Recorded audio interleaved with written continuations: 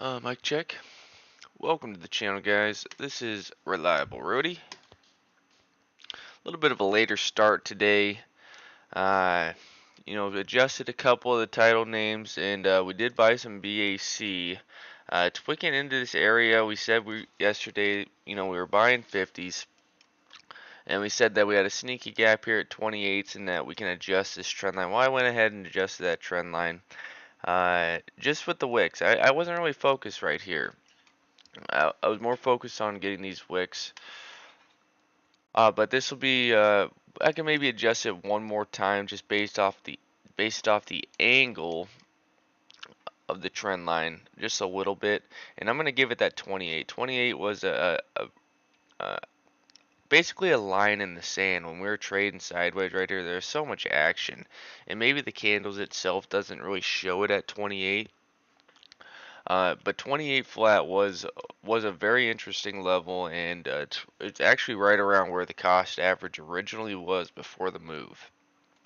So I'm very interested in this 28, getting back to that original size that we had. But this 2807, I believe, 2807 gap. If this does want to try and wick down into there towards that 28, we're going to be buying 2807, the gap, and we're going to be buying 28 flat as well. So a few pennies out of the money as of right now on these on the 28 gap, and you can see it's sort of setting up a flat bottom where if it gave that flush down, maybe we can just set an alert on this name. Uh, I already I already am calling that order as if I bought the 25, so I'm not gonna sit here and say, oh, it's wicking into it more and more and more. I'm gonna keep buying more of it. No, we're just gonna stick with that order that we had with it and go from there. But looking at some other names, GM, I thought GM is holding this 34 very well, but also giving you that push and kind of a bull flag look right there. And same with Warner Brothers and Disney have this same setup where it's giving that neckline break on three green candles to the upside, now giving a pullback candle. Disney's is even better, where you already have the bull flag, you got the U shape that formed, opens down, so you don't have a gap like Warner Brothers does, and then the three green candles, and now just an indecision candle. This is a very solid look. And it's happening right at these previous lows right here, which was the high from Friday. Tried getting back up there on Monday, Tuesday, kind of a trade down day, where it wasn't going to be a flat bottom break. That was the main concern with this is, if it really were to get underneath this support level, and you can give it a little bit lower, we'll call it, we'll just say 85 flats. I would expect a drop down to that first gap fill, and maybe even a lot more continuation to the downside, or maybe even a larger gap down through just all of it. But to see these buyers coming in and have this setup where you had a nice bull flag setup, nice stair step action. Now we're testing these previous lows. I would say Disney is a very clean look, and even if it pulled back in to like these previous highs right here, I think these are decent early entries for an average starter position. But at the end of the day, it is still rejecting those lows, so I'm not going to make it sound like it's perfect. We have our 21 we still got to get over. But when I seen this right here, I said in the live stream, I think it was yesterday, maybe I'm wrong, where I want to see if this is some sort of a bear flag right here. No, I said it with the Warner Bros. That's what it was. If I said if this is some sort of bear flag and this is 1, 2, 3 green candles, same thing if I was playing something to the upside. If I got three nice candles or a nice move to the upside, when that first pullback shows me something, I'm looking at the 1, 2, 3, those first three candles of pullback. Is it pulling back into a level? Is it discrediting anything where the longs or the shorts are getting in? And right here, if it gets over 87, that wick high right there, which wicks into the little bit of that red move, I would like to see it push over 87s. If it had enough strength to push up to 89s, okay. Does that need to sell off, confirm a higher low where we can put a reasonable trend line through? Is there something in the works where do you have an ascending channel that starts to build? So if you catch a pop, I'm just going to map out if it made the move and then traded back down. Is there something there that can say, hey, we can start building this ascending channel? Something sort of like that. So obviously I'd need a lot more information to be able to judge something like that. But uh, yeah, as of right now, I would say Disney on a 15 minute. If you were just looking for some strength on the day and looking for a safe, slow churn, I would say the middle of this green move looks very good. And I wouldn't be surprised to see a pullback to this 86 and some buying pressure coming in off those 86. So, uh, not a half bad look there.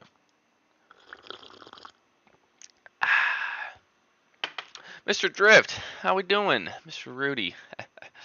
uh, how are you?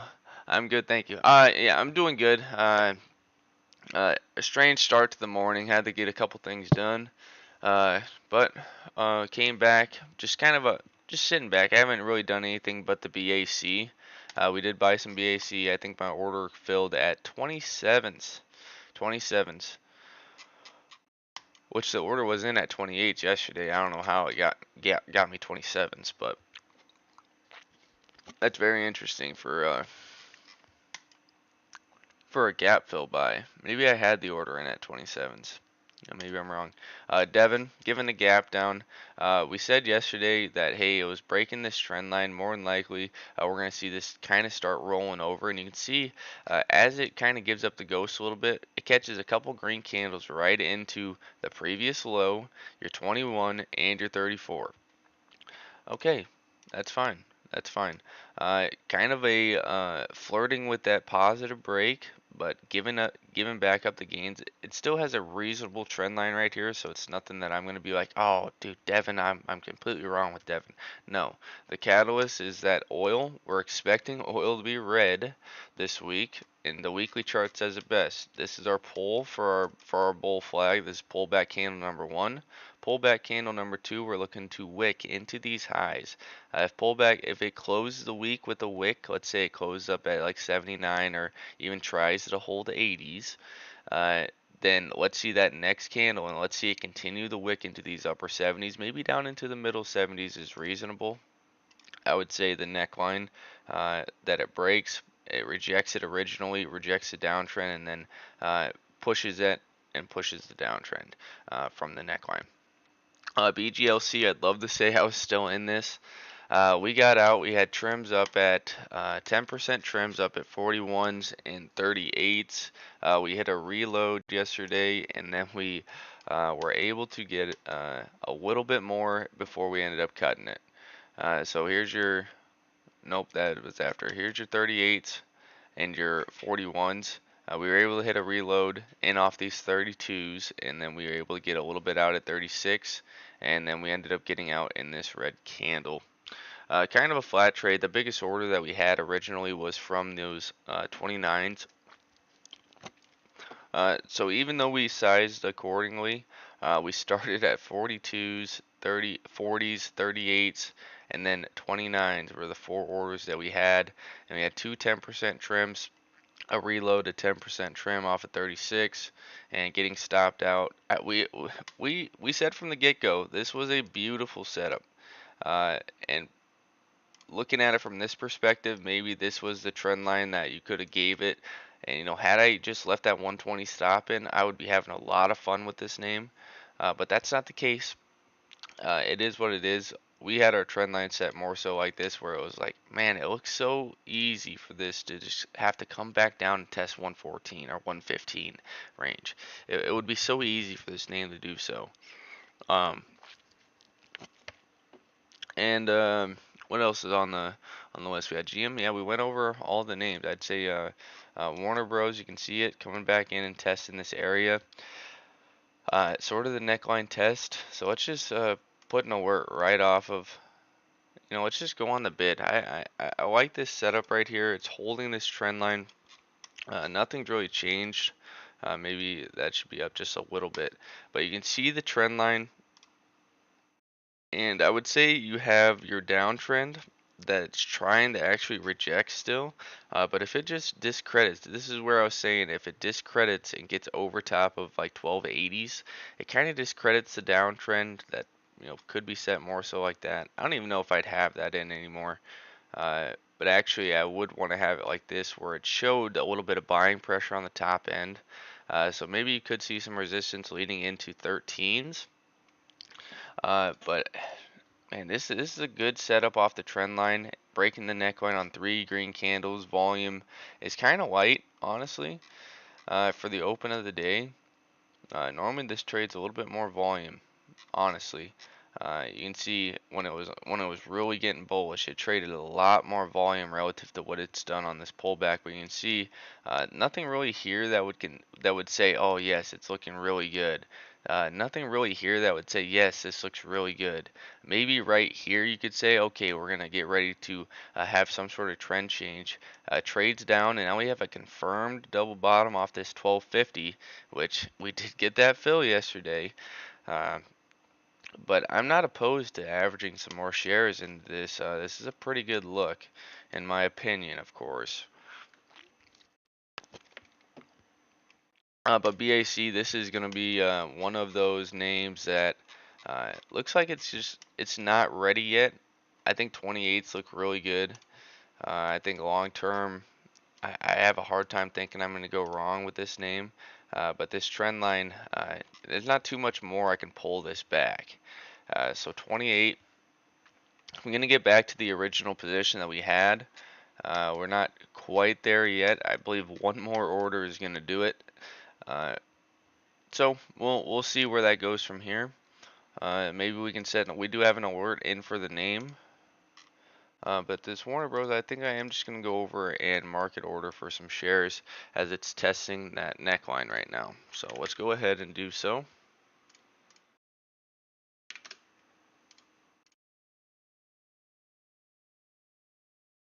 And market ordered for some shares there. Invex, we set this channel. It showed this pop towards the end of the day. We came back later when we got home and we put this channel in. We just wanted to see what it looked like, and look at how it acted. Lord, good Lord. The bottom end really acted well. And look at this buying pressure coming off towards these wicks. As soon as it gets anywhere near that, shoom, right back up. Uh, that doesn't mean I'd still say you're in a descending channel. Looking at the daily chart for this, uh, I'm sure when it was down here as a full red engulfing candle, it's like, okay, where are the buyers going to come in on this green move? Is what I'd be asking. Where are the buyers going to come on in? And now, if let's just say hypothetically, it sets a closing candle like this, you can see that the buying pressure is coming in. I would be looking for a gap up over top of this channel or some sort of break of this channel and continuation. And if it gets over top of 960, I think we could see another leg up for the name. But Warner Brothers catching a little bit of a bid, so we just got. Let's go see where that order filled at. But you can see it wicking down into that neckline a little bit, and we got 68s, so 1268. So 2 pennies in the money is nothing to brag about, but all in all, that's a pretty good setup. Now on to the trade that we're going to be looking at for today. Is SPGC. Strength is not there. I don't even have enough information. It's a newer IPO, but I think the setup looks reasonable for a 250 entry. You can see the increase in volume. Pullback candle number one has some increased red volume into the so-called descending channel. Probably not perfectly set, but this is setting up for a channel break. I think it's reasonable to get it back up towards this 3. And your previous low is up in front of 350s. It's probably not ready yet. So I didn't want to force myself into the position. And the second pullback candle, only 14K volume, so really light volume, but still leaving that wick. So there's some buying pressure down into the middle of this green move. I think this SPGC looked reasonable. PBR, have a day, huh? Man, I don't think I'm ever gonna. I don't think I'm gonna cut any more of this. That is a really good look. Positive break on oil play. Uh, I just don't see a reason to even try and mess around with this name. Warner Brothers continuing to catch a bid up to 71s. End phase. End phase is getting close. End phase is getting close. We just want to see one more just exhaustive red day, and we're ready to go for end phase.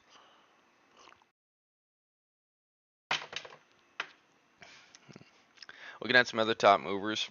I'm not even kidding you, Drift. I hope you're still here for this. I'm not even kidding you, Drift. When this was a knife like this same line was there. We didn't put this there because of this green candle. We put it there for the neckline. It was vacation day. I was on vacation. Uh, or the week of the vacation. It was like, man, do I really want to try this? And when it was Monday, I thought I left Monday. I ended up having to leave Tuesday. Well, then man, look at this sideways chop action. Now getting ready for a positive break. Imagine having a 20 flat entry on this. It gets as low as 1983. Imagine having a 20 flat entry, holding the bag for sitting up at 42s over 100% in the money. Could you imagine that? No, I'm not kidding you. This is the only thing I had marked on this chart, and that was the back test of the neckline. You got a left leg, you build the neckline, you put a right bottom, you get a right leg. You're saying to yourself, hey, once you get this right leg, that over exceeds the left leg. You're looking for a back test of the neckline. Well, you would have never got it, and it would have made a pump up. But look at what comes on in. Back test the neckline. Stays bullish. You stay strong on this uptrend. You put a red engulfing right through it. Let's say, hey, this was the golden entry before, right off this neckline. Let's just mark that neckline and see what happens. And geez, right down to it. That is almost unbelievable. I know it may sound hard to believe, but that's all we had. That's all we had on the chart. Maybe there's a chance we had something like that, like a descending channel type of look right here. But I mean, that's all we had. So it reminds me of he. Uh, Hal has been talking about he, and the one thing that I'll say is, I mean, where are your levels here?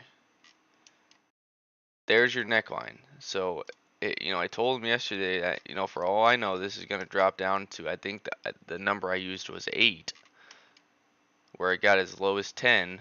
The strength just isn't there. Your strength is deep on this monthly candle. It's deep on your weekly candle. It's deep on your daily candle. It's starting to get closer, and a lot of volumes coming back in. But if I'm fortunate enough, I think I can get this name where if it flat bottom breaks, a test of that neckline, that is where we're going to be a little bit more interested in the name. But down 6% today. This is why the strength is your friend. Even yesterday, light volume on these couple candles right here. I would say it's kind of discrediting this. You could call this a pull, 1, 2, 3. Here's candle number 3. If it just wicked into 12, which is a gap fill, maybe that's an opportunity. But I just don't think it's ready yet. That's my personal opinion. That doesn't mean that it's not gonna just wick into 12 and go. Maybe it doesn't even get to 12. 1250's been holding pretty good. So let's see if that can catch a bid to the upside. Looking at MVAX, when I had this descending channel set, I was already telling myself that, hey, this could be the time where we come back, retest 850, maybe even retest the neckline down here. You're breaking off of an uptrend. We'll put in 3 consecutive healthy looking candles. Doesn't look half bad. Looks pretty dang good actually. But a true test right up to that channel. Maybe we could get some out, but I like the position that we have right now. We're just gonna hold it. SPGC. Let's go see what the tape is starting to look like. This. We're on candle number 3. We got 50 lots on the ask at 62s, and we got a few lots off 56 for the bid. Is this going to be something that pans out? When it shows me equal wicks down here, it gives me the idea of, hey, and we're already wicking into this red move a little bit. Is it going to be a stair step action? Do we need to come down and test down even underneath 50s, which I don't think would be ideal. But the part that's scary about this is the descending channel. If we just close out everything, I'd say this is a reasonable descending channel right here. Let's make it parallel and then we'll move it up. As a reasonable descending channel right there that I just don't know if this is gonna have enough time yet. We don't really have enough levels to really go off of either. So maybe we can take a look at the financials for this company just real quick and just take a look and see what we're dealing with here. Because I know Drift, how many times you heard me talk about PWM? 100% gross margin, operates at 66%. Yeah, 25% yesterday, down 12% today, but uh, as it was getting closer to this 550s is where we really want to start, and then we're going to hammer that gap, and then we'll respect 5 outs underneath 450. So yes, I'm looking to go a dollar out of the money on this name. But SPGC, it looks like it's the Gulf IPO. Looking at some financials, let's go over to a quarterly. We can see negative gross margins, but over the course of 2022, they had 42% gross margin. They operate at negative 100 and or 1,500% as their operating margin. Negative 1,500%. So when I'm looking at, okay, this is not something that I'm gonna want to play around with if the setup isn't there. As of this look right here, the setup isn't there, to me at least. But that's what I would say about it. That doesn't mean you can't make money on it. But in terms of like a longer term play, I just don't know if even if I got into the trade and the trade was working for me, I don't know if I'd have the stomach to even hold it into the close. I mean, that's god awful financials right there. But I will say that on a 15-minute chart, the setup is reasonable. So if this really wanted to start wicking into 250s and catching a bid, maybe that's something that we can keep an eye on. But until that, I just don't know if this is something that I want to play. So let's see if we can find something else.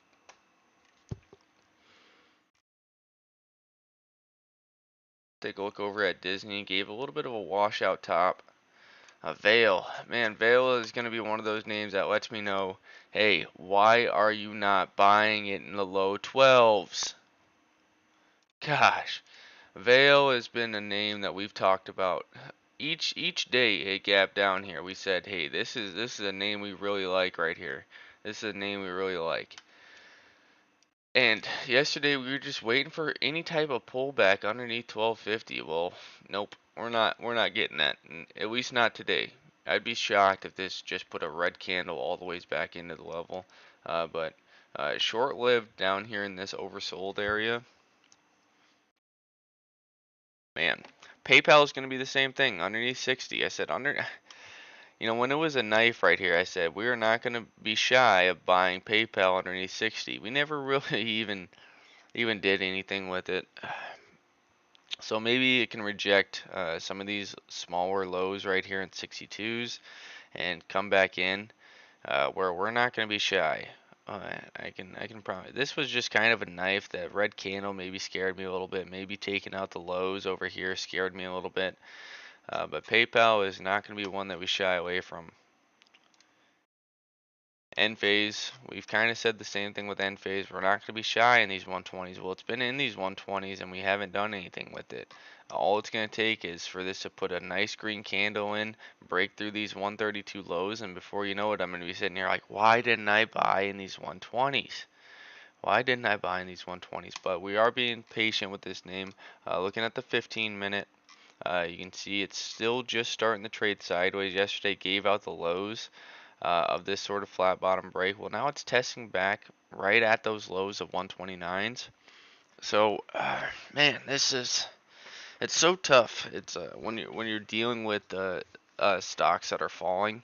I mean, BAC could easily be said the same way.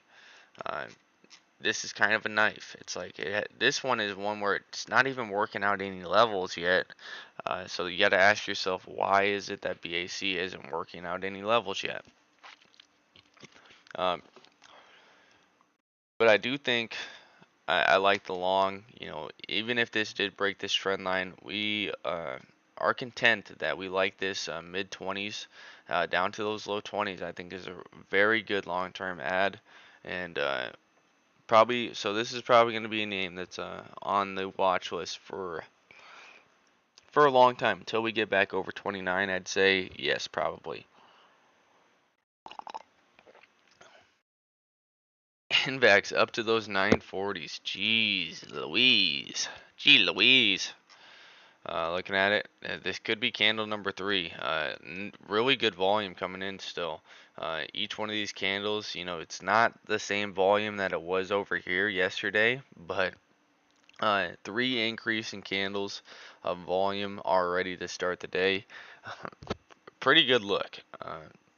Just being honest, I like this look. It's already kind of discrediting this channel that we have. Is this going to be one that goes and takes out the highs already today? Man, uh, I will gladly be on the ask if it wants to take out the highs and test up towards 10. I'm all for it. I'm all for it. Looking around, looking around. Yeah, Vale, BHP. I'm sure Rio probably in that same boat as well.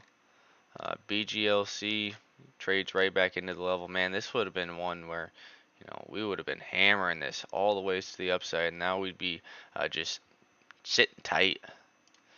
Warner Bros. Second candle pulled back into that neckline a little bit more, guys. Low is 1265, reclaiming 1270s. This is a really good look. That little small test of that neckline, you can see the buyers coming in quick. So it's already showing you a green candle. So it's gonna have to fight through 71s and 73s and probably the body candles. But if this ends up panning out, uh, I wouldn't be surprised to see this test up towards 13s. Maybe even today. It's possible we could even get that today. Disney giving you that same bull flag look. There's your move. One pullback candle. Didn't even give you a test of that neckline like Warner Brothers did. Which, had Disney come down in the 86, I might have even thought of some. With this setup, looks pretty clean. Devon trying to hold these lows. We'll see if we can get a little bit more of an exhaustive move. I didn't even notice that it got down to those 48.50s, which if you look at it, maybe that's setting up a flat bottom break, wick down underneath of it briefly, there's your buying opportunity, and then it reclaims it right away. That's what I'd be looking for. SPGC, you can see the buyers continuing to step in front of these 250s. So now that I can see 30 seconds left of this candle, let's go see what the tape's looking like. It was able to take out those lots, and we got some lots stacking right here as well.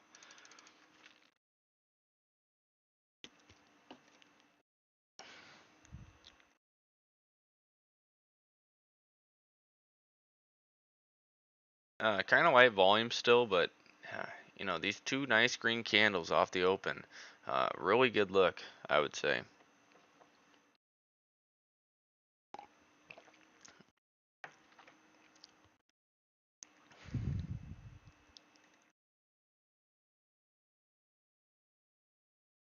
Let's see how, what's that name called? Path.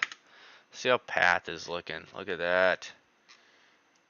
And we said it was giving nice action off that trend line. You have a descending channel meeting in with the trend line. We really want to see this reject. And now that it's actually showed me that, hey, we're not going to just reject the lows. Yesterday it gaps up, gap buyers are there. It's testing up at 1550 right now. We really want to see this reject and come back down a couple quarters to the downside.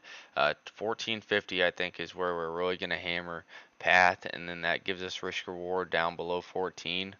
14 is probably going to be the out. So we can average into the position all the ways down to 14 and go from there.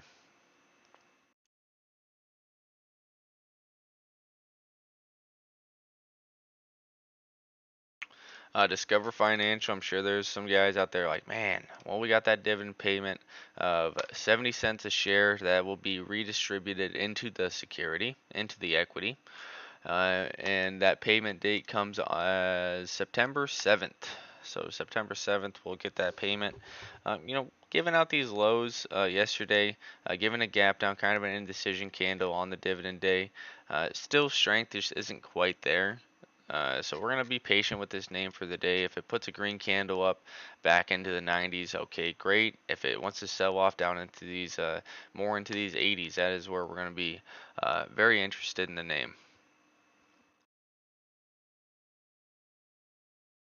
BAC trying to hold these 25s though, so it does have some buying pressure, just a little bit. SPGC,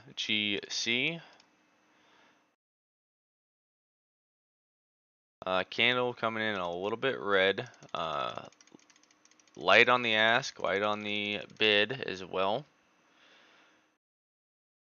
PayPal right up to those 62s, looking like it's just going to be a continuation play. I mean, that sideways consolidation on two pullback candles, 1-2, didn't even get down to the wick low of 61.67, and now testing the top. So yeah, PayPal with a dandy of a look is what I would call that.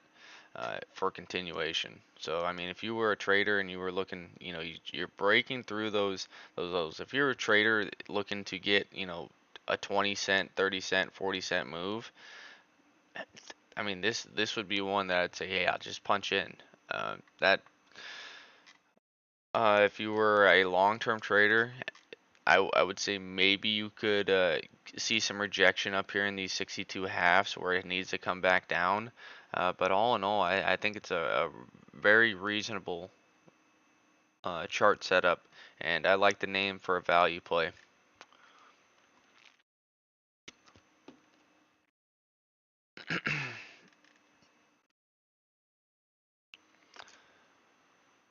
Just a quick look back. Invax is still trying to test these 940s, where I'd say the wick high of 960s looks pretty good. GM kind of showing a wick into that level. I want to see this kind of break down a little bit. So it continues to be a title name. We're probably not going to buy any today.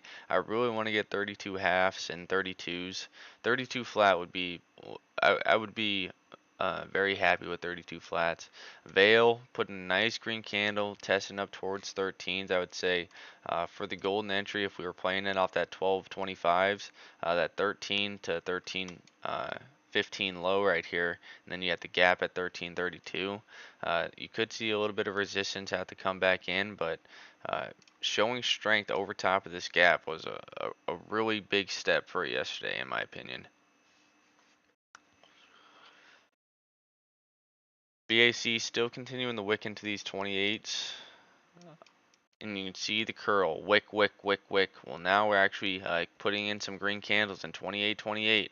I wouldn't be surprised if it closed and above these 28.28 level, which is the gap. But man, I gotta say this is an area that I'm very interested in the long. I'm sure there's news related stuff to it that I'm just oblivious to. But that's not really my cup of tea. What's the indicator on the bottom? That's a CCI set to the 50 days of trading. And the reason why I do 50 days of trading is because it's less volatile, Eric. And I'll show you an example, and a great example is the NQ. And I use that 50 days of CCI strength as I call it the house of the casino. I kind of added my own little fluff to it. The guy that I seen using this way back when I started implementing it into my trading, he used it 25 days. But you can see here's a great example of when I'm looking to really take a trade. I would love to get early entries as it's sloping up, getting ready for a positive break. But when if I add this into a bull flag, you have two pullback candles and you take out the high right at your positive break. Now, if I was holding this and said, "Hey, I'm not gonna cut this thing until we get a negative break on strength or we take out a level." Well, if you watch this, I say my big players are around this middle ground. Big players long and short. So just because it's at the middle ground, the long is guaranteed. No. No, that could actually be a great opportunity to maybe punch short as well. But if you look at this Nasdaq and we just stick around and say, hey, here's our true negative break on our Nasdaq. Are we taking out a key level? Yes, we were taking out these lows on the Nasdaq. We actually put some wicks in towards our 21, our 34, and it looked like a short right here. And looking at the Nasdaq short, it kind of added up. But then you got to use your different time frames as well.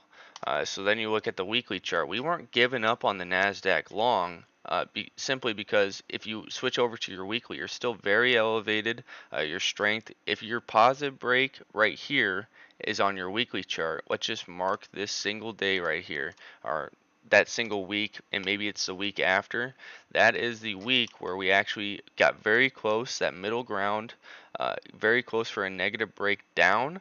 But if you go back to your weekly chart, even though it could have faked some longs out, look at your positive break that you get on your weekly. Nice extension, sideways consolidation, takes out the highs, wicks into the highs, and you get that continuation play. Well, now we're trading right back into the uptrend. So if this is something, a channel that can hold on your Nasdaq right here, that is kind of how I play the Nasdaq, or not the Nasdaq, but just how I look at this as strength. But I call it the house of the casino. Uh, Majority of the time, the casino is going to win. They're not going to win all the time. It's not a guarantee. It's not a drop in the bucket. Uh, but majority of the time they are going to win. And if I'm going to take something against the house, I better have conviction that there is something else there. So a good example, I mean, we can go over to NVAX. NVAX has been a name where we're playing it like a trend line against strength. But you can see the trend line right here. You can see the holds as it's continued to try and hold 7. A really nice base support at this 7. Boom. Couple false bottoms to the downside, but this is a clean positive break right here. Kind of puts it on the map. Trades in, tests to the high, gives another false pop, which is a 702 retracement. We trade down, we give out the lows, and now we're holding 7s again. Now we're playing it for a trend line. Even though we're getting a negative break right here, we're playing this trend line, and obviously the volume helps us out here. But this is sort of the conviction that I'm looking for if I'm going to play against strength. And if you can get those golden entries where you play against that strength, you can make out very good on it. But now that I've got this positive break, it's like, we trim some levels to the upside, but I'm not thinking about cutting this until we are even getting closer to that middle ground and maybe getting ready to take out some levels. So that's how I go about the CCI. But I set it to a 50-day. Now that's the example I was going to use. Now let's say you had this set toward the 25. Let's go adjust this for a 25 right here. We'll go to inputs and we'll adjust it for a 25. You're going to see it's very choppy. It's going to be very hard to tell. So your original positive break on your 50 was over here. Well, you could have had a little bit better entry on that positive break, but then you get that negative break and you're taking out these lows. It's like you could have easily got out right here where you would have had to been really good at buying higher, which is not something that people would like to do. You just get stopped out right here and then you're buying it again right here on this positive break. Well, then same story right here. It would have faked you out. It's taken out the lows, and just before you know it, boom, we're sideways consolidation, take out the highs, wick into the highs, and then boom, off to the races. You're out of the entries. So I feel having it set to a lower, it's just going to give you more chop instead of just a defined move. Where if we switch that back to the 50, boom, you see it's just a nice sideways consolidation above this middle ground right here. But that is the indicator that we have on the bottom. I am going to peek over at Invax and look at this 15-minute chart. Discrediting this descending channel. This fourth green candle coming in still has good volume. We have 4 minutes 50, or 30 seconds left on this candle. Warner Brothers candle number 3, right at this neckline. Is this going to be something that is worth playing? Strength kind of falling below that middle ground, but holding. It has a nice support level here at this 1250, and we have a nice uptrend. So this is the catalyst that we're playing here. This could easily be a bear flag, a nice red move to the downside. I'd want to make that into 3 red candles, and you can see the wick pressure into those 1250s. So the catalyst is that this bear flag is going to get discredited. We're going to reclaim this sort of downtrend, reclaim 13s is what we're looking for. Uh, but does it need to happen today? No, it can still trade sideways and try and wick into these 1250s. We just kind of like the setup, so we average some more into it. Uh, if it's going to pan out, it's going to take out the day's high before and build this sort of U-shaped look right here. But looking elsewhere, BAC continuing to wick into these 25s. Uh, I I really like the long catalyst right here.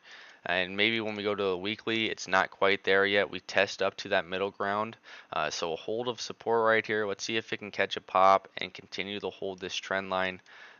We know we're in on a good one if it's able to eventually break this downtrend that we have set. But that could take some time. This is this is just respecting it. We already had the 28 entry. We had outs in at 31 halves and then a few outs in 32s. Had our first reload off the neckline, a little bit lower actually. It was around this 29.04, I believe it was. So we caught a little bit of a pop. We were feeling good, but we were never convinced that this was going to be the bottom yet. And then it gives out the lows. We were trying 28.50s, which we felt there was decent holds of those 28.50s, but we were just playing the reload, as in we already took profits up in the 30s. Let's reload those profits back in where we like the name. But I'm also focused on companies that are buying back shares, high margin companies, and increasing that dividend. Uh, Reinvesting back into themselves, but also allocating capital to their shareholders. That is what we're looking for in long-term positions, and that's what we see with BAC, Discover. GM is just not quite there yet, so this is a newer position that we started in around these 33s. We have the first fill came in off 90s, and we can go back to that day. We were actually trying to get 32.50s. It got as low as 32.57. And we just moved this up. We had the green move, and as it was holding this half, you see it continuing to hold this half at 32.90s. We said, hey, let's just give it a try. And I believe it was somewhere in this candle right here when it was starting to curl up. Again, it wicked into those 90s or 85s again. We said, hey, let's try it. And it ended that day good. And then the following day, we averaged some in off 33s, which was kind of these wick highs right here. Uh, so started the position here, and then we said, hey, this could easily catch a bid to the upside. Let's buy this neckline and go from there. So those are the two fills that we have. If it wants to break down this level, we have a good idea of where we think it's going to go, and we think 32.50 is a start, but 32 flat we think is where we have a monster trend line. Ford and GM are very similar, but that's going through a lot of the bodies. If I just pulled this down, this is how we had it set before.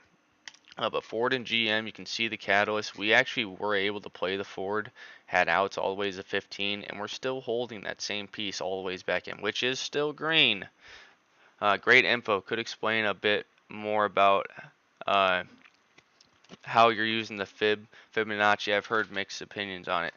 Um, I would say there's a lot of terrible opinions on it. Now, I'm not going to say I'm perfect with it, but I use it more for retracements and just kind of mapping out some levels. It's like in VAX, or no, we'll go to BGLC. Now, one thing that do not have on their fib tool, and we'll go to it. Can we? Let's just put that fib tool out there, and let's go to settings. You can input custom settings. I put a 702 in. Now a 702 is right in the middle of your 786 and your 618, which I know that sounds a little bit crazy, but the 702 is absolutely deadly, and I highly recommend adding that into your fib tool. But let's look at this. So a fib tool can be used so many different ways. It can be used to the upside, it can be used to the downside, it can be used for little pops, it can be used for little pops, and it can even be used for extensions. So BGLC, this was a trade, man, we should have been in right here. And then we should have been in and still in. We were in this yesterday, but we were in a lot higher, of course. But this is a good example of just off the top of my head. So I'm going to run this fib tool, top of the move, bottom of the move, and I'll keep it like this. right here. That's all I'm going to do. If you see this move, you got the volume increase.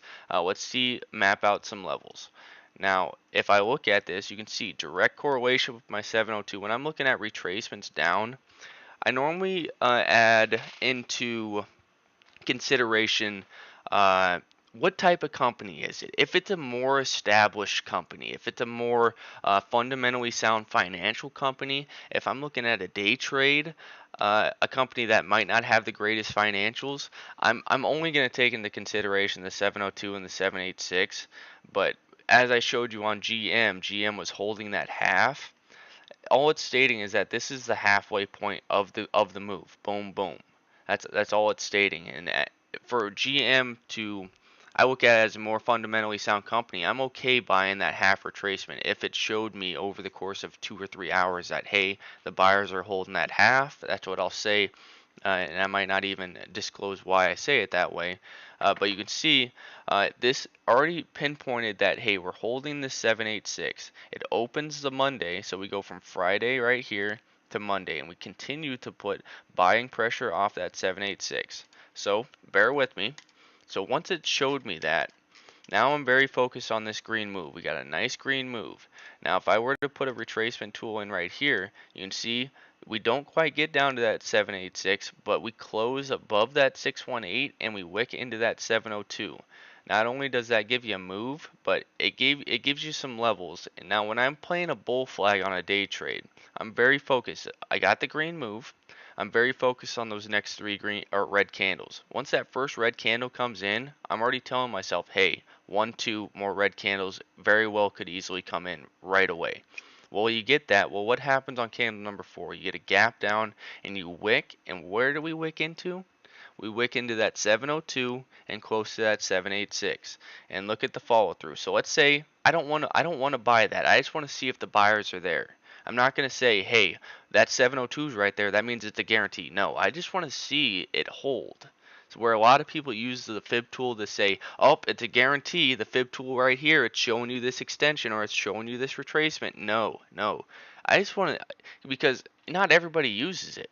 Not everybody uses a fib tool, but for the buyers to come in that part of that green move, all I'm saying is with this green move on this pullback on these three candles, I want to see the same buyers come in that came in right here. I want to see them come back in when the price gets into the middle of that green move. So hopefully that makes sense. But then once this shows you that I look at this, the first move is building the flat top. And you can see, if we just mark that wick high, you have a false break, which tests up to the bodies of the candles. Okay. But then you see the higher low, the higher low, higher low. You see the coil that's being built right here. It's Is this a name that you would be okay holding into the close? If you hold into the close, you risk a gap down below the trend line, maybe a news drop, and you get a gap down even below the green move over here, where maybe we have to test down to here again. So it's like if you hold it into the close, yes, there is a lot of risk with this type of company. Uh, but for this to be a retracement on the initial green move, boom, holding the levels, you get a nice pop. You pull back in. Let's get rid of that. Now on this move, to hold in off that 702 in the last retracement and build higher low, higher low, higher low coil. Um, now we talk about this day. Now the same way that we use this 702 and the 786 to the downside, you can use it on this down move right here. So this was the catalyst yesterday, is that hey, that 702 is showing hard resistance. Hard resistance. And one of my outs yesterday was a 41 after we got into it. We got into it on this pullback. And we said, hey, we think that this can potentially break this flat top. Well, my outs are coming in at that 702 just in case those same selling pressure is still there. Well, now obviously getting the gap up over top of the highs, you'd say, man, you're an idiot for getting out of this. But I was really expecting maybe a retest and implementing a trend line in with that. It made sense for maybe a pullback into those 15s. So that's a couple different ways of how I use a fib tool. There's no perfect way to do it. It's about getting your own comfort zone for it. And I've been using a fib tool for a long time. Uh, Another example could be extension points, and I would say Bitcoin is probably the go-to example for that. If you were just mapping out full extensions, as soon as you start setting new all-time highs, so right here we set a new all-time high. Well, this is a large drop right here. You can see, whoops. And I'm going to get back to trading after this. This will be my last example. If you take this large drop from 2017, where's our rejections at? We set a triple top into the 618, 618, and then the half. You have an exhaustive sell-off down to the trend line, which just all it does is test the original neckline break. But this is a false right leg. I look at this as a nice W pattern. Well, if you take that at full extension, the NASDAQ, the Dow, the SPY, Bitcoin, you name it. Everything was trading up here near this full extension where if you got the golden entry down here and you're saying, hey, I'm just going to hold this. Well, then you look back 2 years later and you're sitting there saying, man, my Bitcoin is doing just fantastic. Let's throw a fib tool from top move, bottom move. Hey, we're getting pretty close to these extensions. Let's take a piece off. Let's take a piece off. Let's take a piece off. And boom, you have a massive sell off that all it does is retest the original high. But more into Bitcoin, I wouldn't say Bitcoin is out of the woods yet. Uh, I didn't think that the bottom is in. I still don't think the bottom is in. I call this a back test of the neckline trade. Anytime, I'm just going to mark this high over here. When I see an extended right leg, meaning it gets, here's your left leg, builds a neckline, sets a right bottom, you get that extended right leg. Anytime I see that set up, I instantly say, okay, where's my neckline? Here's my neckline. Let's mark the neckline with all those moves. We'll mark that wick top, and then we'll mark that final wick top right there. One day it's going to backtest the neckline. Well, we're at our full extension. What better point to kind of have a trend change and retest that neckline?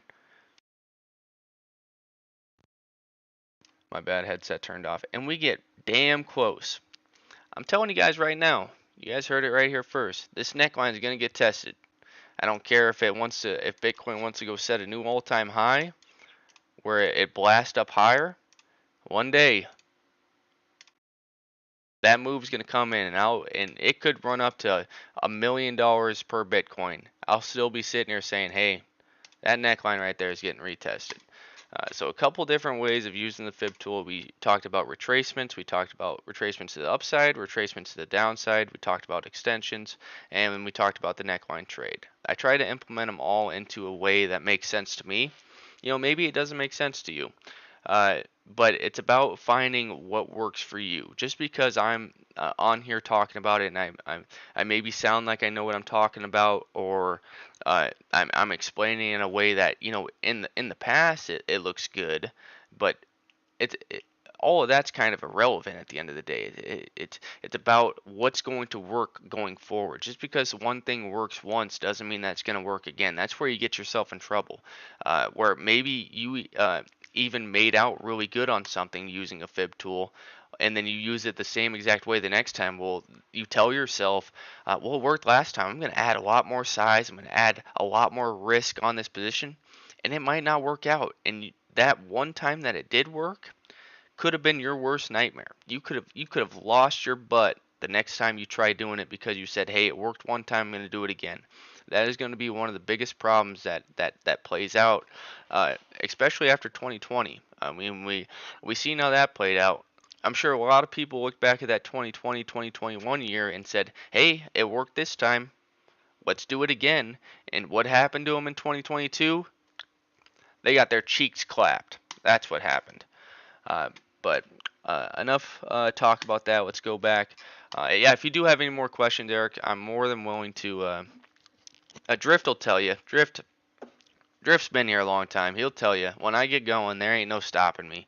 There'd have to be somebody sitting next to me saying, "Hey, that's enough. Time to move on," type of deal.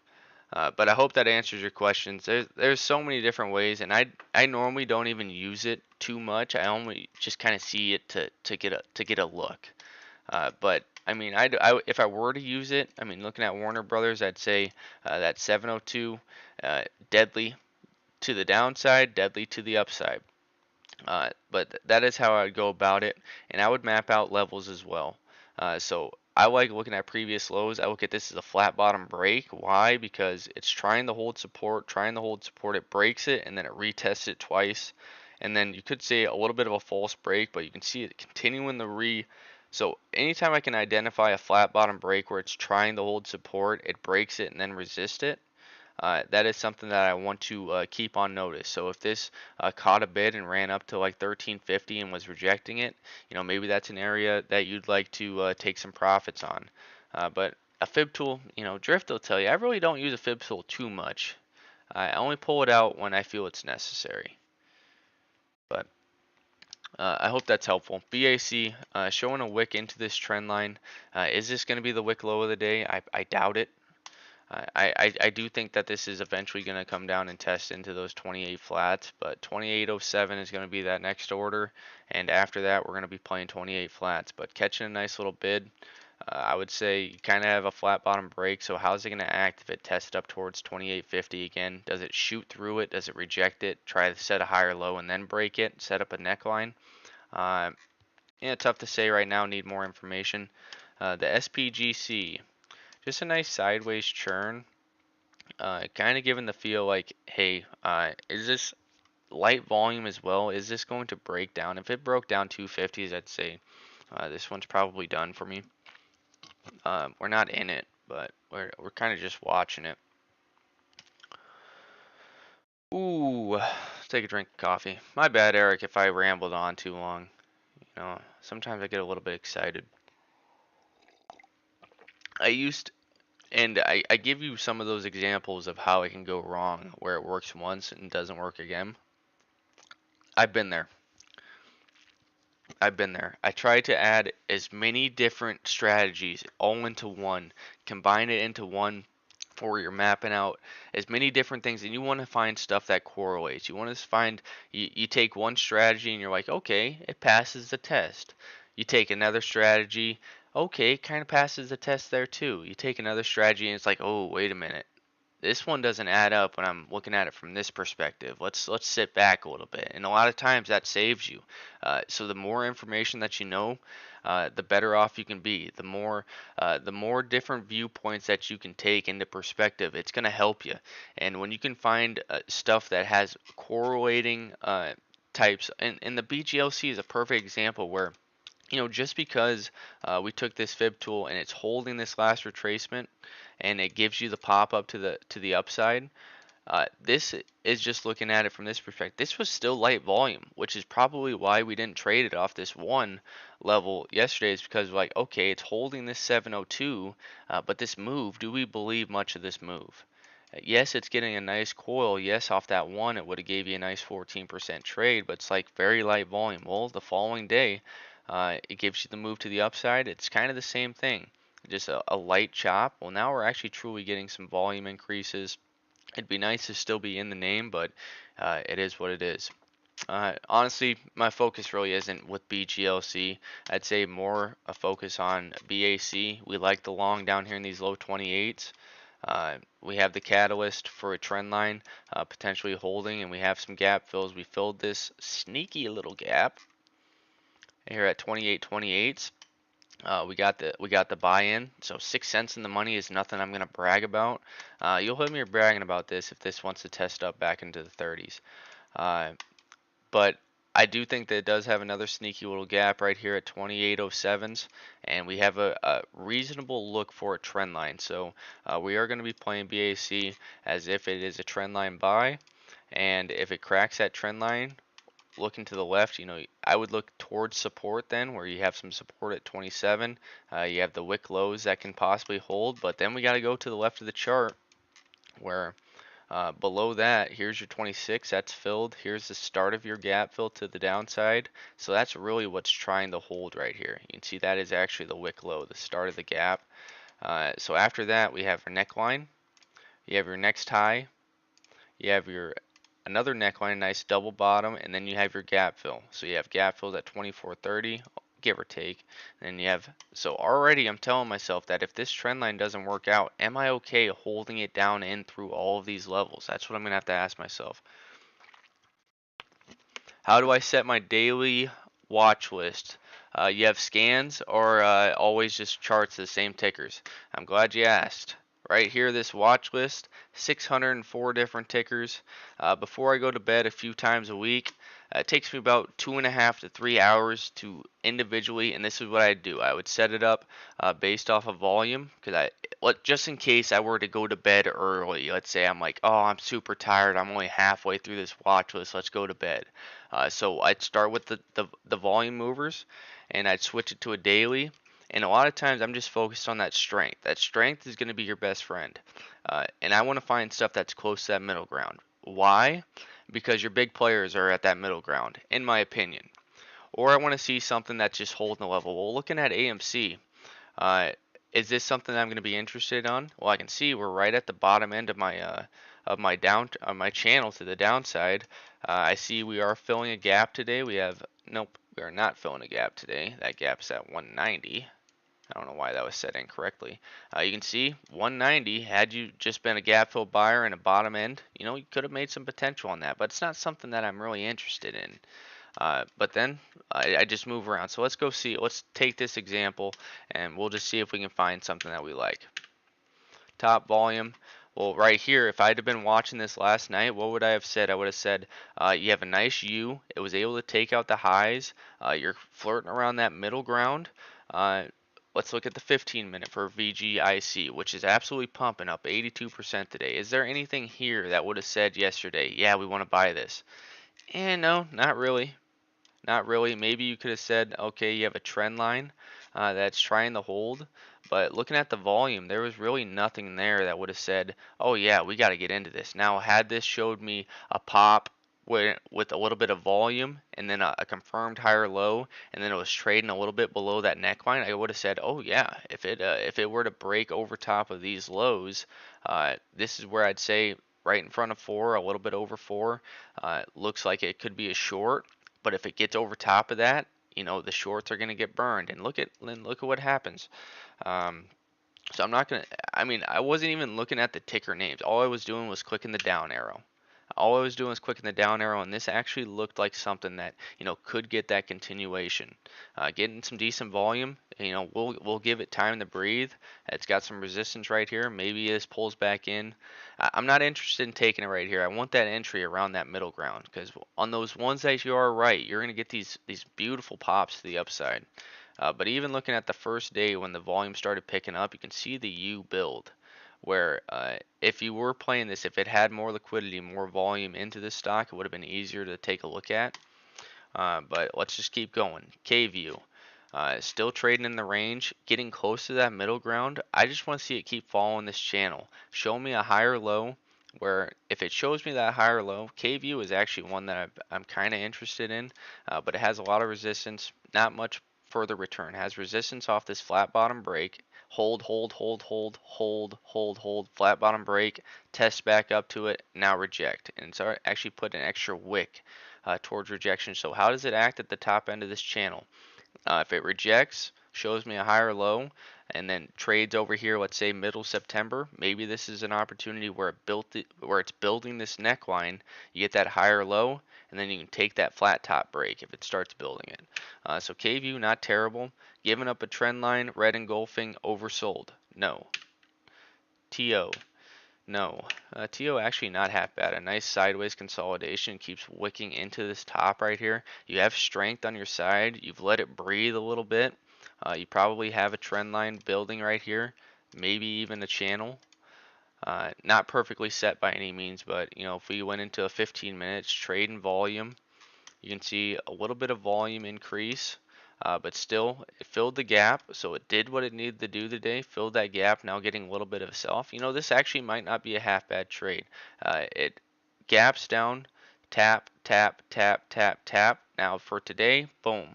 Now it's starting to fill that gap. If it can hold 46, which I'd say is the body of this candle right there, 46 flat, just called it out. Animal. But even if it pulled back in, here's some reasonable levels where those same buyers can step on in.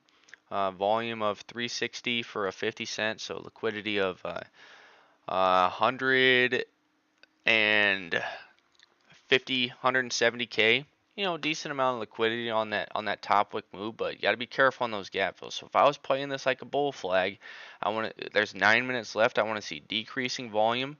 This would be pullback candle number 1. So I'd be focused on pullback candle number 2 and pullback candle number 3. If that came on into this level, we'll use this for an example. I don't know if I'll trade it, but let's set an alert there right in front of those 60 or 46 70s, 80s, give or take. But that's an example of how I would go about looking at it. I just find something that is trading a level and has some possible extensions. It has strength. I would love to have it down here on this original neckline break on a positive break. You can see this is when we go positive.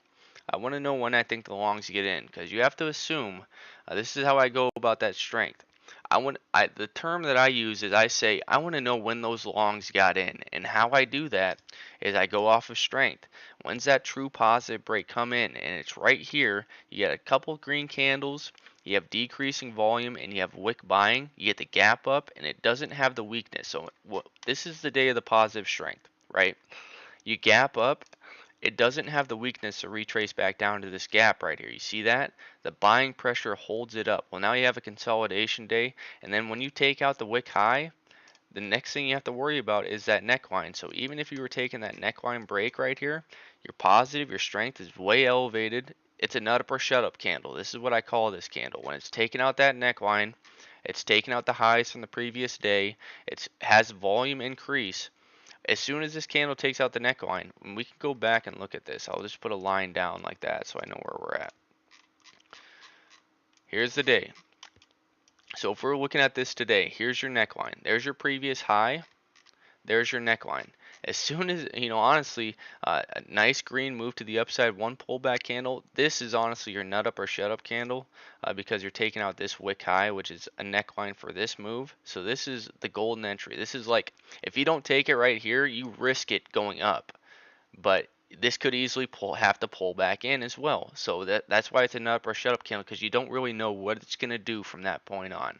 But even looking at this wick high right here, even if you felt you were late to the party, look at this green candle that comes in. This is a nut up or shut up candle. You have one pullback candle, the wick buying coming into the middle of that green move. You get an extension to finish the day. You trim some levels to the upside. You hold a piece into the close, and you get rewarded. You get to trim this name the first 2 hours of the day. And what do? The gap up, we pull right back in, fill the gap on the button. How about that? And probably would have got washed out if you weren't playing strength. If you were just trying to trade it off of that, just the gap, you probably would have got stopped. But gives another leg up, where if you had the golden entry, and let's just say this is our golden entry right here. Well, even though your strength is really high, honestly, over here is where your golden entry is as you're getting that positive rate. If you have the entry right here, when it pulls back from 45 all the way back into 24, you're not as worried, because it's like, oh well, I'll hold it for strength because we have the entry down here. That's kind of where I'm standing with NVAX. It's like we have the golden entry down here, and on this day it shows you this is the positive strength day. We were building our position actually the 2 previous days. It's like, is this trend line gonna hold? That's my out. So one thing that's unorthodox with how I trade, Eric, is uh, I run deeper stops, and sometimes that is a hard thing for people to do, because when you do get stopped out, you lose more money. It is hard to do that. It was a tough adjustment period for me when I transitioned from running tight stops to running deeper stops, because when you do get stopped out, man, it sucks, because you lose more money, and you start questioning yourself. You start telling yourself, man, dude, what am I doing? Oh my gosh, what was I thinking here? So another big part of what I try to do is I try to start my position. And starting new positions is very difficult thing to do. Uh, but getting a new position built is is is a lot harder than it sounds. Yes, it's easy for me to sit here and say, "Oh yeah, we just built this position off this trend line, just lollygagged around and just threw some money at it and said, "Yep, we're in it. Yep, we're genius. We're the smartest we're the smartest person in the world. Look at this move that we have on index. We got the entry down here. Average cost is 722. Yep, we're smart. Listen to everything that I say. No, no. Drift will tell you. We go back to this 15-minute candle. This is the first candle of the day, red engulfing right down and wicks underneath 7. I'm sitting here telling myself, dude, what the Drift will tell you. He's probably laughing right now. I was sitting there saying like, dude, what the heck? Are people seeing the same thing that I am? What is going on? I was sitting there going crazy. And we started this position at 740s. 740s. We start this position. We average it in all the ways down in. My best fill was a 712. Best fill was a 712. And, looking back, the one thing that I say is trust what I'm looking at. We could have easily bought off of, and 2 is given a crossover. So let's go take a look over at that. But, I'm not going to ramble on. I keep rambling. My bad. But a nice red candle coming on into the level. Pullback candle number 1. Elevated red volume. So this kind of discredits when I see this first pullback candle have this and with no wick of buying, that would be something that would alarm me a little bit. Also, it is red on the day, so that would kind of discredit some me saying that, hey, the longs are in control here, especially when we just filled this gap. Even though the longs pushed up a little bit higher, I would look at this as a gap fill rejection. Now, with 2 minutes left, that is what I would need to see. So the next candle, I'd want to see it wick down into these 46.50s. I don't know if I would have any faith in it. Lower high as well can be added into it, but maybe also a trend line is trying to be built as well. So I'd say this is a wedge pattern. If you end up being right about it, maybe the 50 break, if it reclaims 50, that would be a monster neckline that it would have to claim right there. So I don't know. There's definitely potential, but in terms of scanners, no, I don't. I don't use a scanner.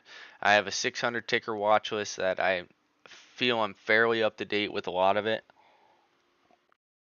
even though I'm not looking through it very much. Stocks for today, this is what I would hold a lot more weight to. These are all names that I hold. The only one that I don't hold would be Neo. Where's Neo? Neo should be in there, right? Yeah, the only one I don't hold is Neo, and you can probably see why. I'm just going to pull this down a little bit more. It's just trading in this channel still. But I will say that it is trying to hold this base of 1050s. So the more it wants to hold that, I'd say even a nice 1, 2, 3. So we have increased volume on the day. Increased volume. First candle normally gets increased volume, but it shows that move up. Here's your 1, 2, 3, gives a stair step look. Light volume. All 3 of these volume candles is below my lowest green volume on the move up. So if this wanted to trade back down and continue to hold 1075, I would say that would potentially be an early entry. But looking at the daily, what do I keep saying? I say those big players around that middle ground. Uh, you have a tight channel. All it would take is a gap up. You retrace up. You fill this 1150 gap. Trade back down maybe. Test these wick highs towards 1120s, maybe down towards 11 flat, which is the body candles. And before you know it, that gap fill up at 1150 ends up being a neckline break potentially. I'm not going to say it's a home run trade, but I would say that Neo also has some support built in right here. And where this action is coming in, all these wick lows, right at a gap fill of 1060. So multiple different things that are leading me to think that, hey, this could potentially be a long. Some negatives. Now, I know you're probably like, how is this a negative? A negative is that they do have earnings coming up. Uh, you never know if when that earnings report comes in, boom, gap down. We got a gap down here, the 1030s. We have another gap down here to 770. You could see a large gap down right into that, and it's like, man, I thought earnings reports were supposed to be good news. Uh, Depends on the ticker. Would you recommend intraday or swing trading for beginners? I would recommend for beginners ETFs. ETFs. And my pitch, I'm not a licensed financial advisor. I don't know if I said that when I started this stream. I'm not a licensed financial advisor. I'm just sharing my opinion. I'm just a crazy guy sharing my opinion. But I would say start a Roth IRA. Buy total world indexes, VT and VXUS. VT 60% United States, 40% international. VXUS 90% international, 8% United States with a 2% cash balance. These ETFs will be ETFs I hold for the rest of my life. VT, 9,000 different holdings. VXUS, 8,000 different holdings. Between the two, you own uh, about 50% of the stock market. I believe there is 46,000 tickers on the stock market through all exchanges, and you hold 17,000 of them just between these two indexes. In that sense, you would own the entire world's economy. Well, I'm young. I don't know if you're 60, 70 years old. I don't know if you're 15 to 20 years old. But one thing I would be very confident with high conviction is that when I retire, the world's economy is going to be better. So if I'm emulating the world's economy with these two ETFs, uh, when I retire, I'd imagine that I'm going to make out very good on this because there's a lot of bright minds out there. There's people that are getting better every day. There's new technology that's being made every single day to help us run more efficiently as an economy. So looking from that perspective, all you're seeing right here is a lot of sideways chop action. These two ETFs are two ETFs I will hold for the rest of my life, and I would preach them onto any new investor. Uh, because it's so easy to make mistakes. It's so easy to get misguided into trying to pick out individual stocks. Look, I've been doing it for a little over 3 years now. I'm gonna tell you right now. If I'm looking at a long-term investment, I, I will try to look through every bit of those financials that I can to find reasonable companies, and it is very difficult to trade individual stocks or to invest. I wouldn't say. Now, if you're looking at, okay, you already invest, maybe you have a 401k, maybe you already have some holdings in some ETFs, and you're trying to use some fund capital, some speculation capital, and maybe you're trying to trade. One thing I would say, I would not recommend day trading as your job. I would say go find a job, get that inflow of cash to your name. That is what I would recommend because the numbers don't lie. I'm a numbers guy. Majority of traders actually don't make money.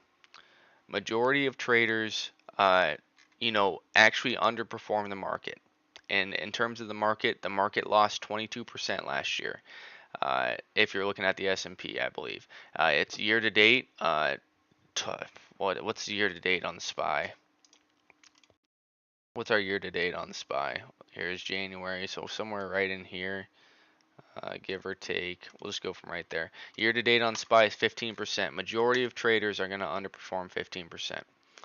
And that's adding that time in where you could easily just, have a day job, invest into fundamentally sound companies, maybe some ETFs, maybe whatever the case is. But I'm an example of a long that I'm already out of the money on. Uh, and normally when I'm building an individual company, when I have it fully built out, I want it to be around that 3%. Now, if I really love the company, I might push that up to like 5%, but I want to build uh, multiple good companies around that, 1.5 to 3%. Broadly diversify my portfolio, and then I already know I got the VXUS and the VT, which is 17,000 different holdings. In a sense, I own everything. So that also gives you the credit of, you're at the bar and somebody's talking about, oh, dude, I made out huge on this name. NVAX, I made out huge. Let's go pull out the holders of NVAX. Let's say you don't individually hold NVAX, but let's go take a look at NVAX. I honestly don't know, but I'd be willing to bet that I hold this already in my ETFs. I'd be willing to bet I already hold this in my ETF. Let's go to holders. And there you have it. We're going to pull this up. We have NVAX right here. Vanguard, Total Stock Market Index Fund. So that guy's bragging at the bar saying, man, I just made out huge on NVAX. You can just pull that up and say, yeah, I own it too. He's like, oh, yeah, where'd you get in? And I was like, let's see. I've been holding it for about 4 years. Yeah, somewhere in there, about 4 years ago. So wherever you think that price is. And he'll be like, dude, you were holding this for 4 years? That price was up over 1,000 after stock splits. Oh no, I hold it in my VT index. I own the entire world's economy. You can sound like a smartass like that. I've done it multiple times. Uh, I'm not trying to sound like I know what I'm talking about, but I will say that it is very fun to do. I will say it from that perspective. But I am going to get back on topic. What I would encourage to new traders, this is more what you wanted. You didn't want to hear me go into a large talk about. My bad. Wait, I gotta get this pulled back over here. There we go. You don't want to hear me talk about freaking index funds. That stuff is boring. Nobody wants to hear talk about index funds. What I would say is get an understanding of financials. So my example I was going to use, find high margin companies. Why do I say high margin companies? This is just part number one, Eric. I say high margin companies because all your margin is your revenue minus your cost of goods. That's where you get a gross margin. If you can find high gross margin companies that have staying power, they have competitive advantages. Those are business models that are going to prosper because let's say you have a 70% gross margin. 30 cents goes to your cost of goods. 70% is going to the bottom line that already starts covering expense. Or 30 cents of that is going to covering the expenses of the goods. 70 cents of that dollar goes to the bottom line.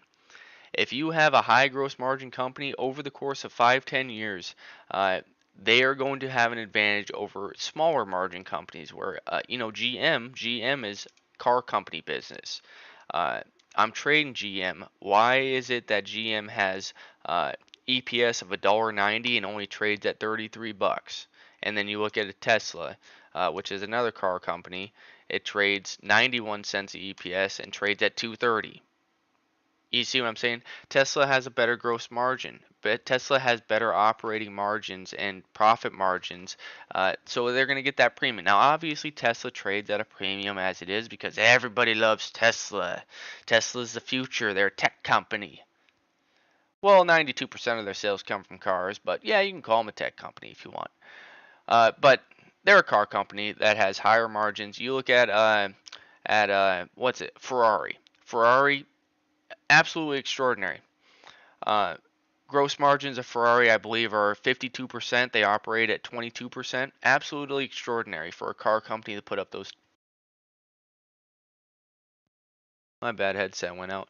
Absolutely extraordinary. Uh, and why they're able to trade at such a high gross margin is because they have a competitive advantage on the luxury cars. People want to buy their cars that bad for that brand. They have that moat. If you trade companies that have that type of moat, I think you will do all right. I think you will do better than trying to. We'll look at the top movers of the day. Oh, VCIG's moving. We got to trade this today. If I went and pulled up VCIG's financials right now, I almost guarantee you they are not going to be good. Let's do this just for the example. VCIG. VCIG. Let's pull that up. So, brand new look at the company. I've never looked at this company once. One, what do they do? Business technology consultant in Malaysia, China, Singapore, United States. So they have some international exposure. 53 companies. I can see they are profitable. So I'm actually surprised to see that. It looks like they are going to have a very good margin. Uh, uh, Listing solutions, investor relations, boardroom strategies, consulting. So in that fintech, you're going to have high gross margins. So I'm not surprised to go to the financials. You know, they operate 77% margins. They operate profit margins at 60%. They operate at 33%. Very good. So I'm actually very shocked to see this. Looking at the quarterly, it's an international company, so you're going to be missing some data. But a little bit of revenue decrease, okay. The shares outstanding is always important to see. If they're diluting the crap out of their shareholders, it's just increasing the pie. So maybe this isn't gonna prove my example, but balance sheet wise, they have 4 million on the books. Their total long-term debt, their cash covers their debt, so I'd say that's pretty good right there. Are they bringing in cash flow? I'm sure they are. On the year 2022, they lost 3 million, which is all right. A year before they put up 7. So all in all, VCIG isn't a good example for what I was trying to show, but maybe this is why it's catching a bit is because it's actually, not terrible financials. I was looking at SPGC for a trade today. Why did I like it? It was has a channel. It has a couple green candles of increased volume. It's pulling back, wicking into that 250 range. We go pull over what's the ticker? SPGC. SPGC. If I was getting into a trade with this, we just go to the income statement. Absolutely disgusting. Negative 1,500% operating margins. Absolutely gross. It's terrible. It's just terrible. So all in all, yes, off of the chart, this could be something that pans out.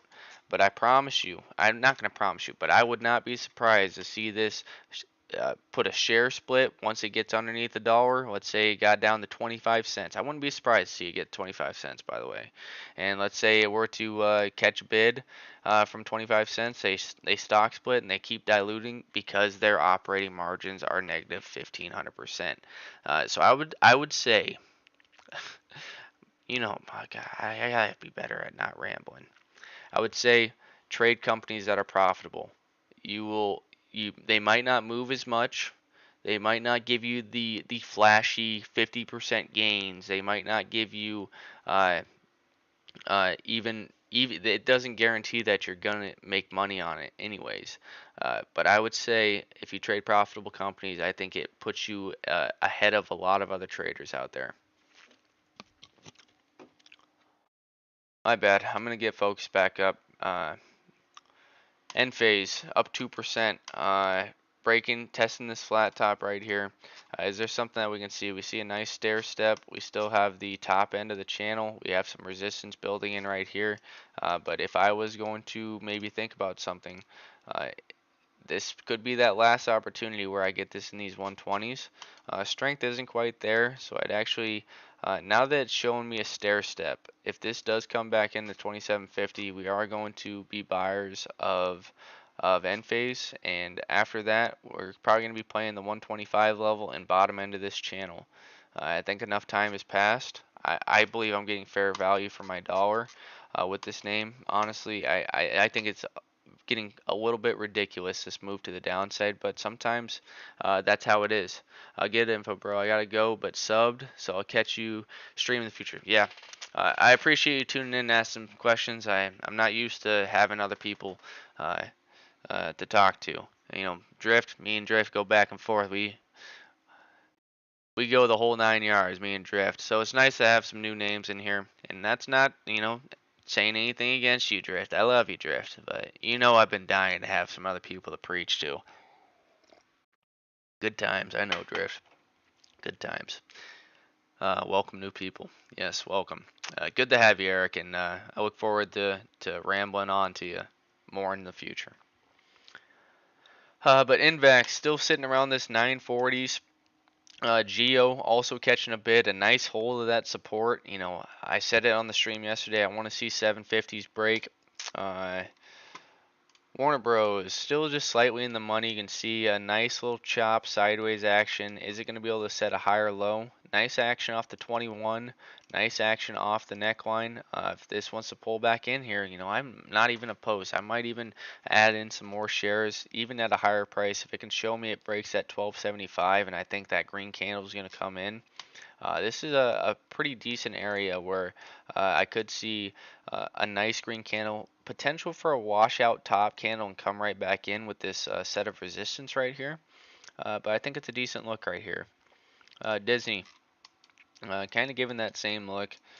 I'm going to set an alert right here on 86.06. If this wants to test back in and test 86, I might think about it. DFS still giving that flat bottom break look. Bank of America gave a washout top, tried the stair step. I still think this is going to need to come back down and test these lows, confirm a higher low. Maybe this is building a neckline where you break that neckline and it gives you that test up to 2850s. That's what we're going to be looking for there.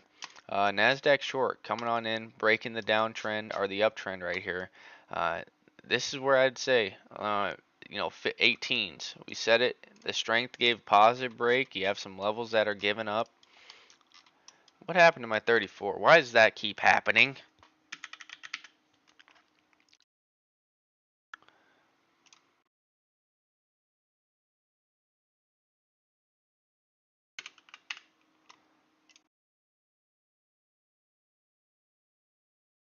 There we go.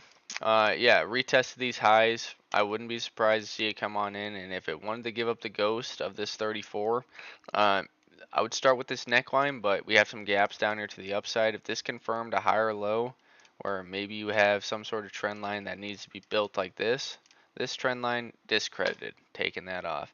If this were to come back on in, is there some sort of channel that we can see starting to be formed? Sure is. I'll be damned. Look at how that works out, Drift. I just put a nice trend line through the double bottom and we map out the top end. And it's just a nice parallel channel. And that's something. That doesn't mean that this is guaranteed, but down here off these gaps, I think the Nasdaq short looks pretty good. But I would say the Nasdaq long for the day still has some room to go before we get to this sort of support. It does have a gap here for another 20 cents, so I would say there is going to be some continuation on this market just based off of that look. It doesn't mean it's going to happen. Veil. Tested truly up to those 13s now. PayPal broke through 62s. How's it going to act at 62.50 is what we were talking about. GM, if it's able to get over 33.50s, that would be a pretty good look. I think the next set of resistance would be the body low and maybe the wick tops right here. So I wouldn't be surprised to see it catch a bid before it starts. But if it did catch a bid up to this range, the next pullback, I'd be looking for a higher low confirmation. As of right now, I'm still not buying it. I still think we're coming down to 32s. Let's see what else we can find. SPGC. Let's take a look back at this 15. Uh, Set that flat top. Now, is it going to be able to hold this 21? If that 21 breaks down, you got this 34 rolling in right at these wick lows of 250. Edgar Romero, what's going on? Listening. Yeah, maybe some of the examples I gave weren't the greatest, but all in all, this SPGC negative 1,500% gross margin is absolutely disgusting. That's the point that I was trying to get across. Yeah, it's good to have you here, Edgar. I know you said that you got back for your or if you're training and you're ready to get back to doing a little bit of trading. It's good to have you back. I appreciate you tuning in. As of right now, the only buys that we have today is BAC off of 28.27s. Don't ask me how. I could have sworn I put it off of 28.28, which is the gap. But somehow, maybe I put it off 27s. I don't know. But we are playing it. I'll give you the breakdown for BAC, which is title name number 1. We are playing it like it's a trend line. A couple different ways. Just looking at this, there's multiple different ways I could probably set this. And if I was just going through the bodies, that was the catalyst for trying the 29s, is that, hey, we could potentially have a trend line here. If we roll this down through all these wicks, I still think that this is a reasonable long. I mean, quarter after quarter, buying back shares, increasing dividend. You're getting a negative break, and on your weekly chart, just tested that middle ground. So yes, probably did look like a short up here, testing the lows, testing these wick lows right here and right here. Got very close. We were on the ask at 33 flat, just never got the fill. But coming all the ways back into the trend line, I'm looking at this as opportunity where I'm looking for just support to hold. NVAX, no fills on NVAX today, but I mean, look at that weekly candle. That weekly candle looks gorgeous. But looking at the daily, fresh positive break, doesn't need to pull back into the gap before it makes any solidified move. You can see it continuing the wick into these 950s. But it was able to get up to those 950s. Kind of a washout top, which is scary. But here's pullback candle number 1, pullback candle number 2, right into the middle of the green move. Now showing that, hey, we're testing and building this flat top right here. So let's see this 940s. We still have no close over those 940s. So if this is some sort of trend line that's being built right here, wedge pattern up to that, we think that we can get continuation on this name today. But if it breaks it down, I would expect a retest of this 850 range, maybe the gap at 805, maybe the retest of the neckline, who knows. But all in all, we have still about 60% of the position left on this name, so by no means are we going to think about cutting it just because it breaks this little trend line. SPGC is catching a bid. This is honestly a pretty decent setup. I'm not going to lie. So I'm gonna go to the bathroom. I'm gonna refill my coffee. I will be back. And I forgot to mention, you guys can throw tickers into this chat, and I actually prefer looking at other people's tickers. It takes a little bit of pressure off me. Uh, but if you guys have any tickers you want me to take a look at, throw them in the chat. I'll be right back. I'm gonna let the dogs outside as well, so it might be like 4 or 5 minutes. So maybe you guys can find something to do for that time. If you're here when I get back, great. If not, I appreciate you tuning in. I will be back though.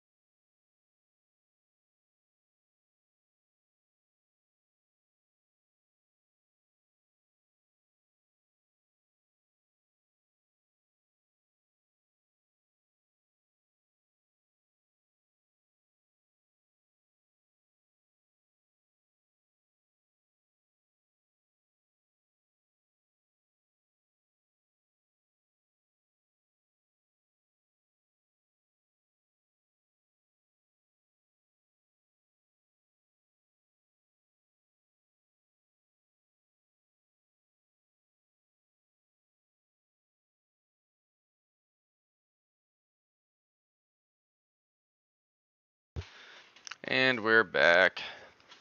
I can see SPGC. Still kind of trading in this range. Let's see what top volume is. Let's focus up. Enough messing around. What do you see on team? Let's take a look. Continuation play. I'd say off the open. There's your open candle.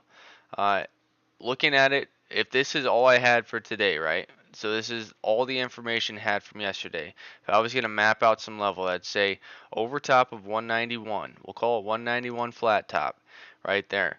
Uh, if this gets discredited, so we can see we have a trend line hold, we're setting higher lows, low, low, low. So looking at the beginning of the day, I would say that if this trend line gives up, I'm looking for a retest back down to 87.65, and then maybe the true neckline break, which, looking down a little bit, I'd say here's where your true trend line is at.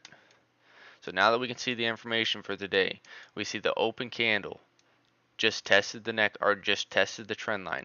You see a washout top, and then the candle that truly takes it. This is your golden entry. Once this candle closes above it, this off of these if I just mark that wick high, that's where I would want it, and it just so happens to be at a 190.50. And even when it gives the move up, it tests back down to that flat top. So that flat top is where I'd say you can expect some good longs in off that flat top. Well, now you get the move up, nice volume. You have one pullback candle. I would want to go into a 5-minute chart right here and see if there's any other levels to go off of. So I'd say right off of this, if you were dying to get an entry on this for continuation, I would have the order in off 193.80 and maybe off the gap fill, and then you're gonna have to tell yourself that I'm gonna be okay averaging this in to the top of this green candle, which you could say, wick tops somewhere in the middle of this, just go in the middle of the two. If I was mapping out an entry, I'd look at these three entries right there, but then you risk this being a washout top. So honestly, it's putting in a nut up or shut up candle for another leg up. Volume's a little bit light.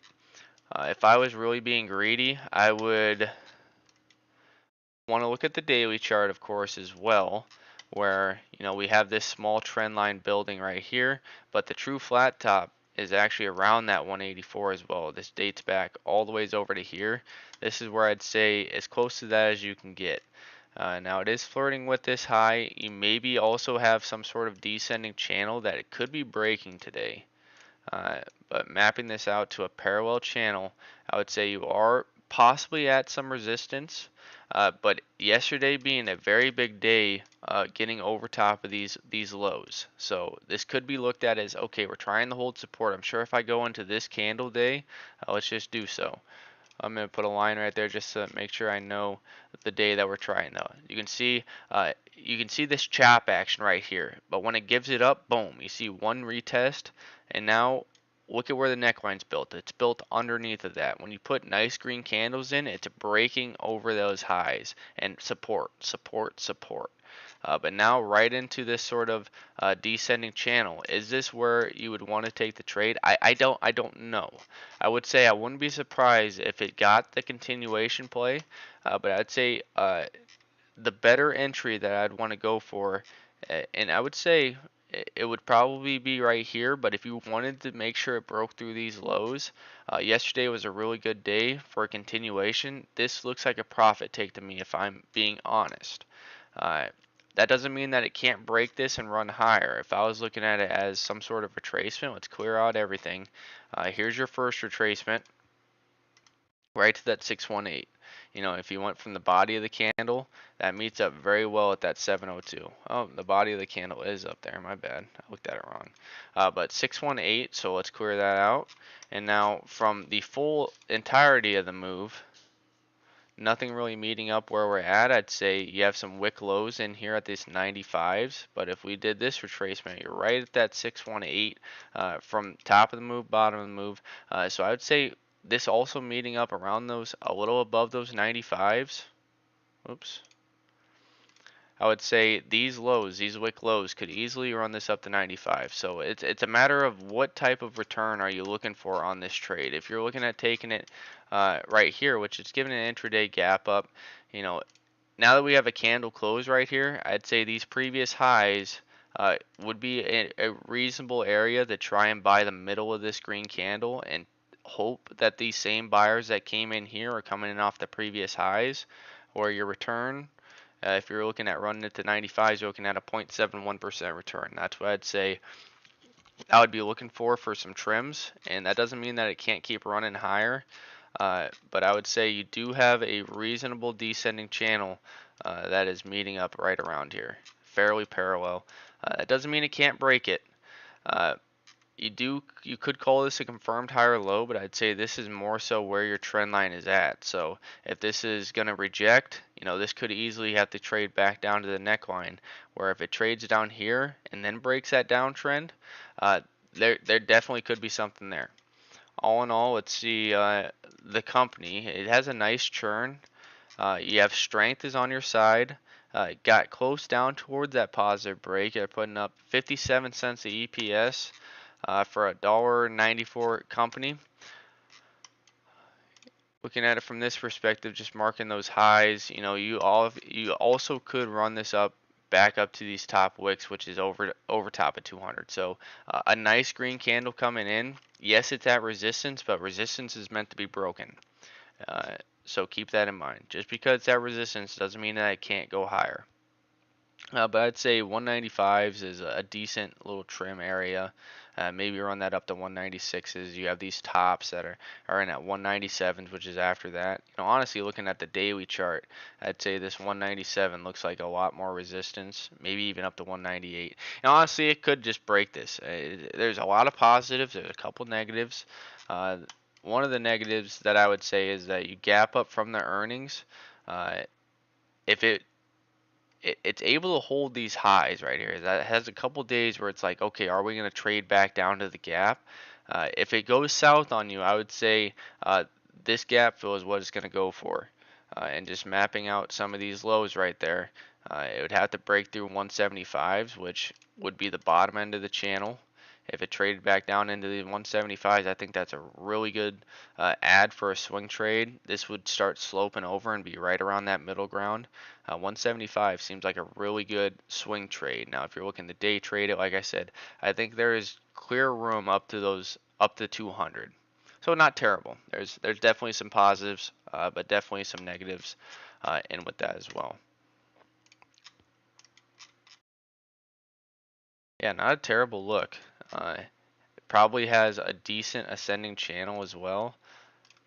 Looking at it from this perspective, I'd say decent ascending channel. So top end of this, you could easily run this up, which has some tops up here. Those tops, which also meets in at a low. So it holds the low, shows it, breaks it, reject, reject, reject. So that's up at 208. Where do we gap up to? Now that I'm up right up to that 208, I would say, even though it has some outs that you could take at 198, that's just trims. If you get the right entry right here and it gives you that move to 198 and 200, maybe those are trims and you hold a piece, I'd say 208 is also worthy of taking a trim. You have top end of the channel, you have a bottom which reject, reject, reject, gapped up to that area. So I would say that if a short really likes it, it looks really good for a short for risk reward from a shorts perspective, where if he's trying that short at 210, his out's probably like a 215. He's given $5 of risk for a truer short. But if it gets up to that 210, that strength is going to be elevated. For somebody to go short on an elevated stock like that, they'd be crazy in my opinion. But people do it. That would be my opinion.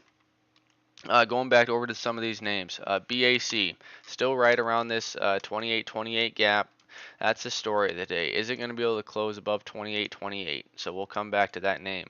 NVAX, continuing the wick up towards that, giving the feel like, hey, if today turns into a red candle, I'd expect the next 2 days to be red.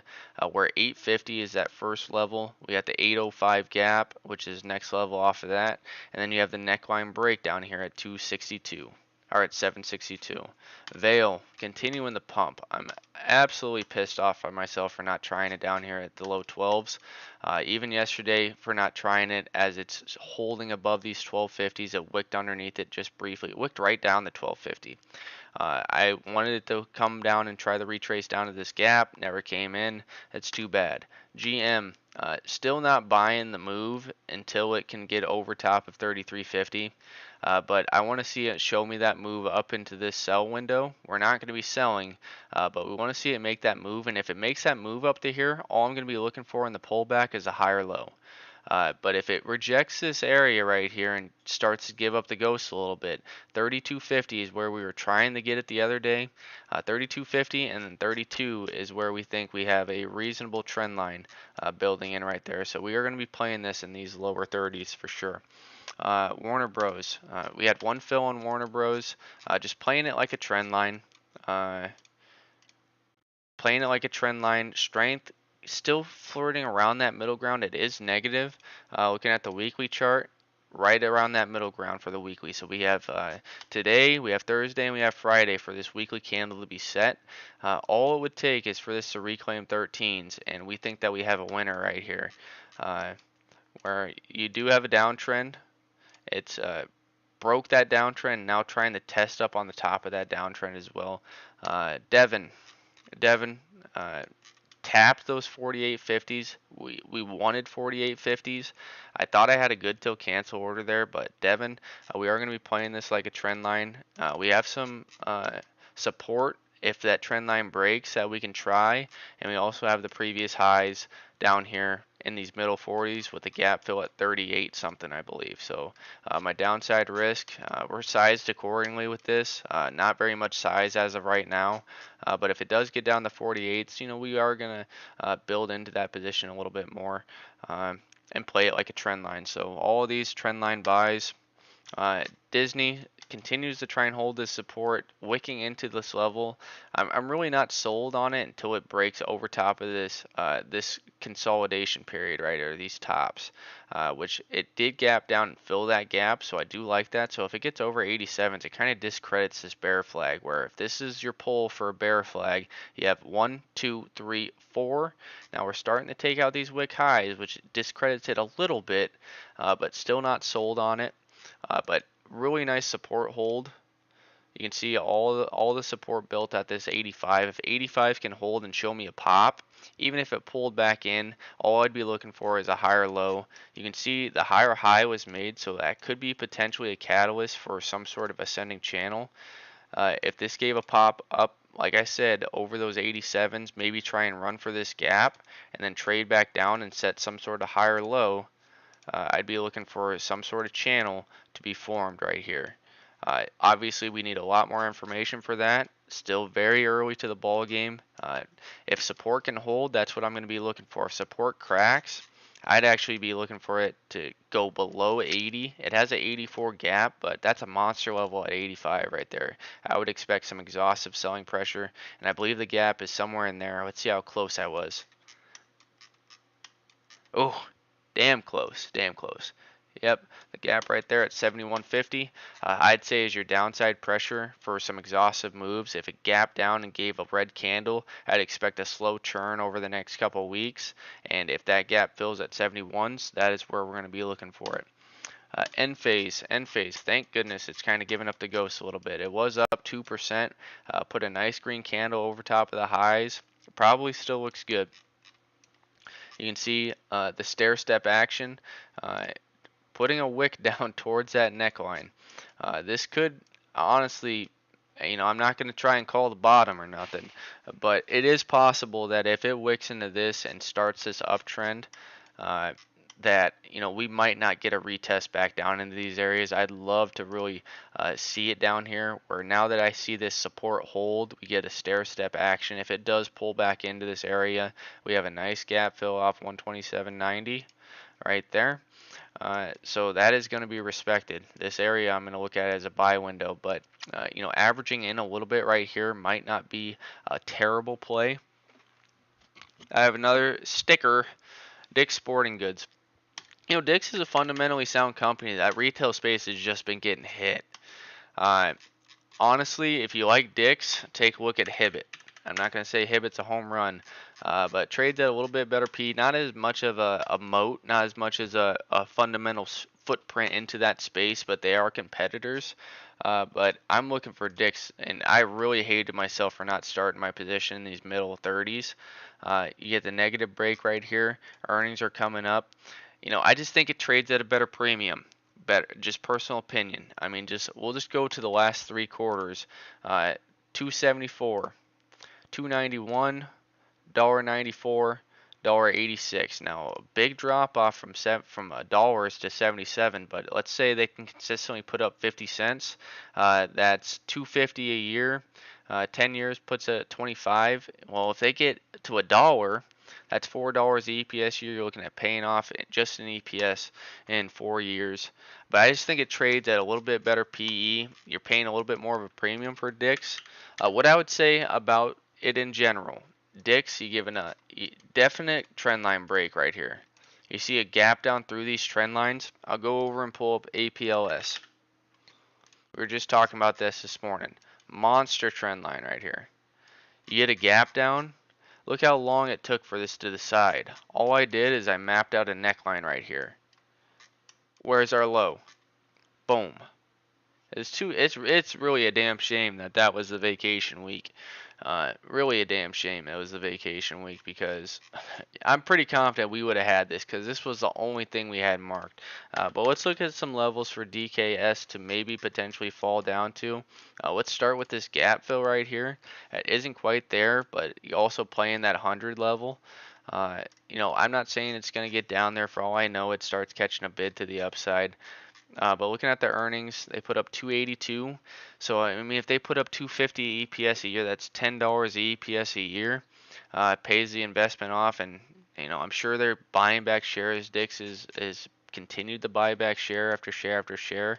But if I was mapping a monster level, I would say that $62 is not out of the question. And I know you're going to be like, 62? I'm just trying to say that it is possible. But before it gets to 62, this is a nice flat top. It sets a higher low, another higher low, sets sort of a bull flag, and then takes it out with a retest of those same highs. So the highs that it gets to, it retests and holds. So just mapping this out of how it played out back in 2022, I wouldn't be surprised if this came back down and this was where, strength is very low right here. So when I see this, and I can go over the he is another good example when I was explaining the how. I use strength to save me from buying the knife too early. Where, end phase. I love end phase. I love end phase. I think it's a great long-term buy. I really do. Drift will tell you how many times have I averaged into this position from my 160 something average of a few shares. 0 times since the earnings. You know how many times I wanted to buy it right here? You know how many times I wanted to buy it right here? You know how many times I wanted to buy it right here? But what has saved me is strength. When your strength is very elevated to, or what's the right word for deflated? I don't know. When your strength is down here in the dumps, just wait for that strength. Eventually, that strength is going to give you back over top of that oversold, and that's really why I'm very interested in end phases, because I've waited so patiently, and we've got this price to fall. So even though I love end phase, I thought it was undervalued up here. I definitely thought it was undervalued here. I most certainly think it's undervalued right here. I still think it's possible that this comes down and fills this 106 gap. I know it's at 106 because I've mapped it out I don't know how many times. You got the 106.28 and you got the 109.30. 109.30, boom, filled on the money. At 106.30 is the only thing left right there. But I would say that just because it's a fundamentally sound company, in the short term, everything's a big voting machine, Edgar.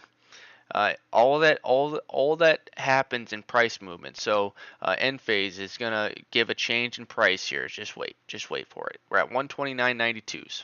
We'll just wait for it to give a penny one way or the other, and maybe we can go to a different stock if it just sits here the whole time. But eventually, on that book, there is a bid and an ask. If more liquidity is bought than sold off that, the price is going to go up. If more liquidity is sold than bought, that price is going to go down.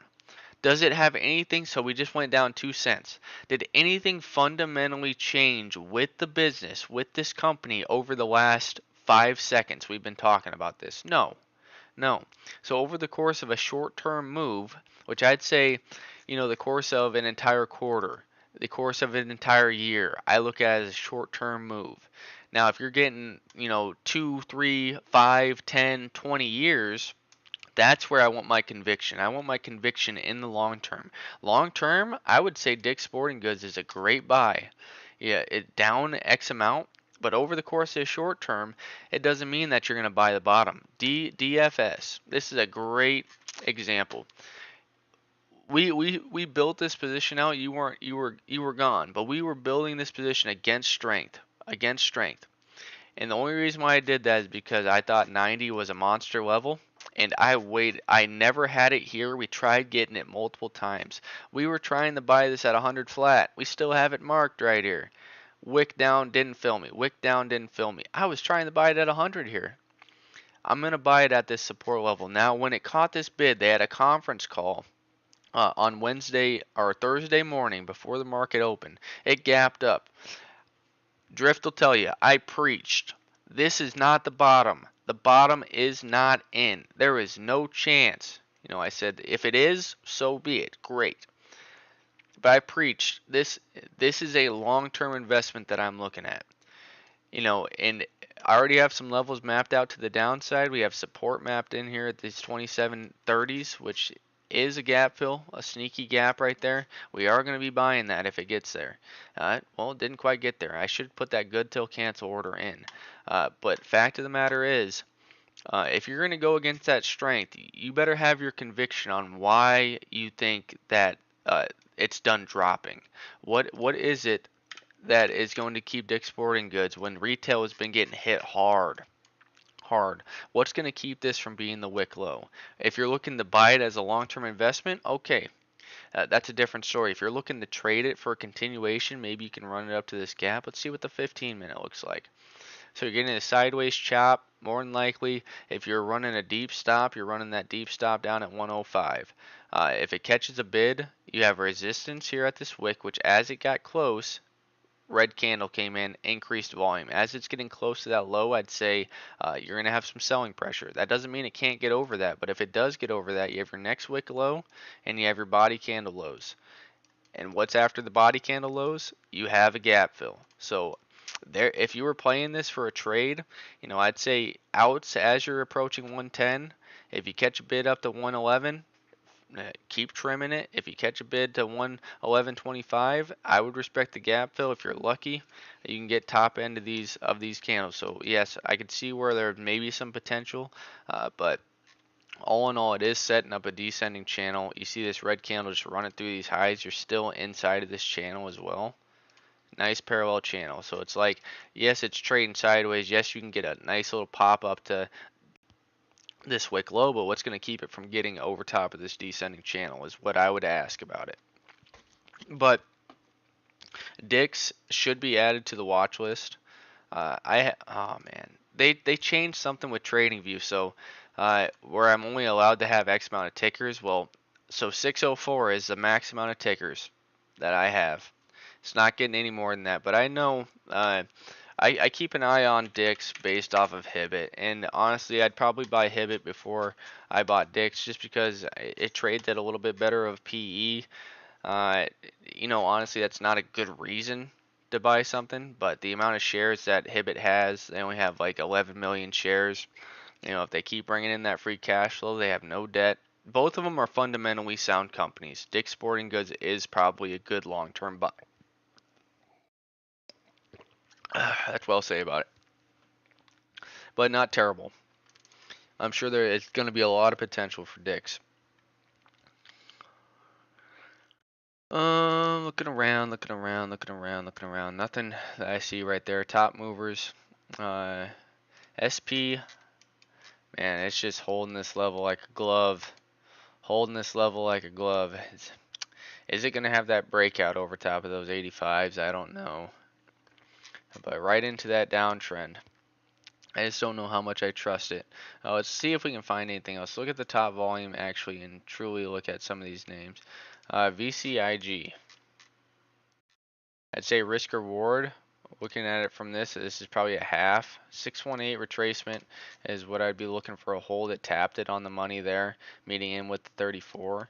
It just has a frowny face. It's saying sell the frowny face. I don't know if I would trust this. That doesn't mean that it can't catch a bid. But when I see multiple wicks into that downtrend, it would lead me to think that, hey, possible descending channel. Let's see how it acts a little bit better at the start of the gap, which meets up at a 550. And if that gives up the ghost, you have your previous highs here at 470. TO. A nice sideways action. This was one that we had an alert. We said, hey, this red candle coming on in. Look at the sideways chop. If this wanted to build a U, you have that downtrend. I'd say over top of 49. You'd still have to fight through 50s, but not terrible look right there. Holy buckets! Look at Foot Locker. 8. Yeah, retail is just a little bit touchy right now. Uh, but I would even say Foot Locker. I don't know. I haven't looked at the earnings report, but I'd say Foot Locker it doesn't look half bad either. Good Lord, that is some good support levels built in right here. You break that flat top, you retest it. I'd say 12. Man, a lot of volume. 26 mil for Foot Locker. I don't know when the last time I put that in. But a nice sideways chop. If it were to break over top of 1650, you could catch some sort of ascending channel being formed. PBR catching top volume. How about that move? PBR.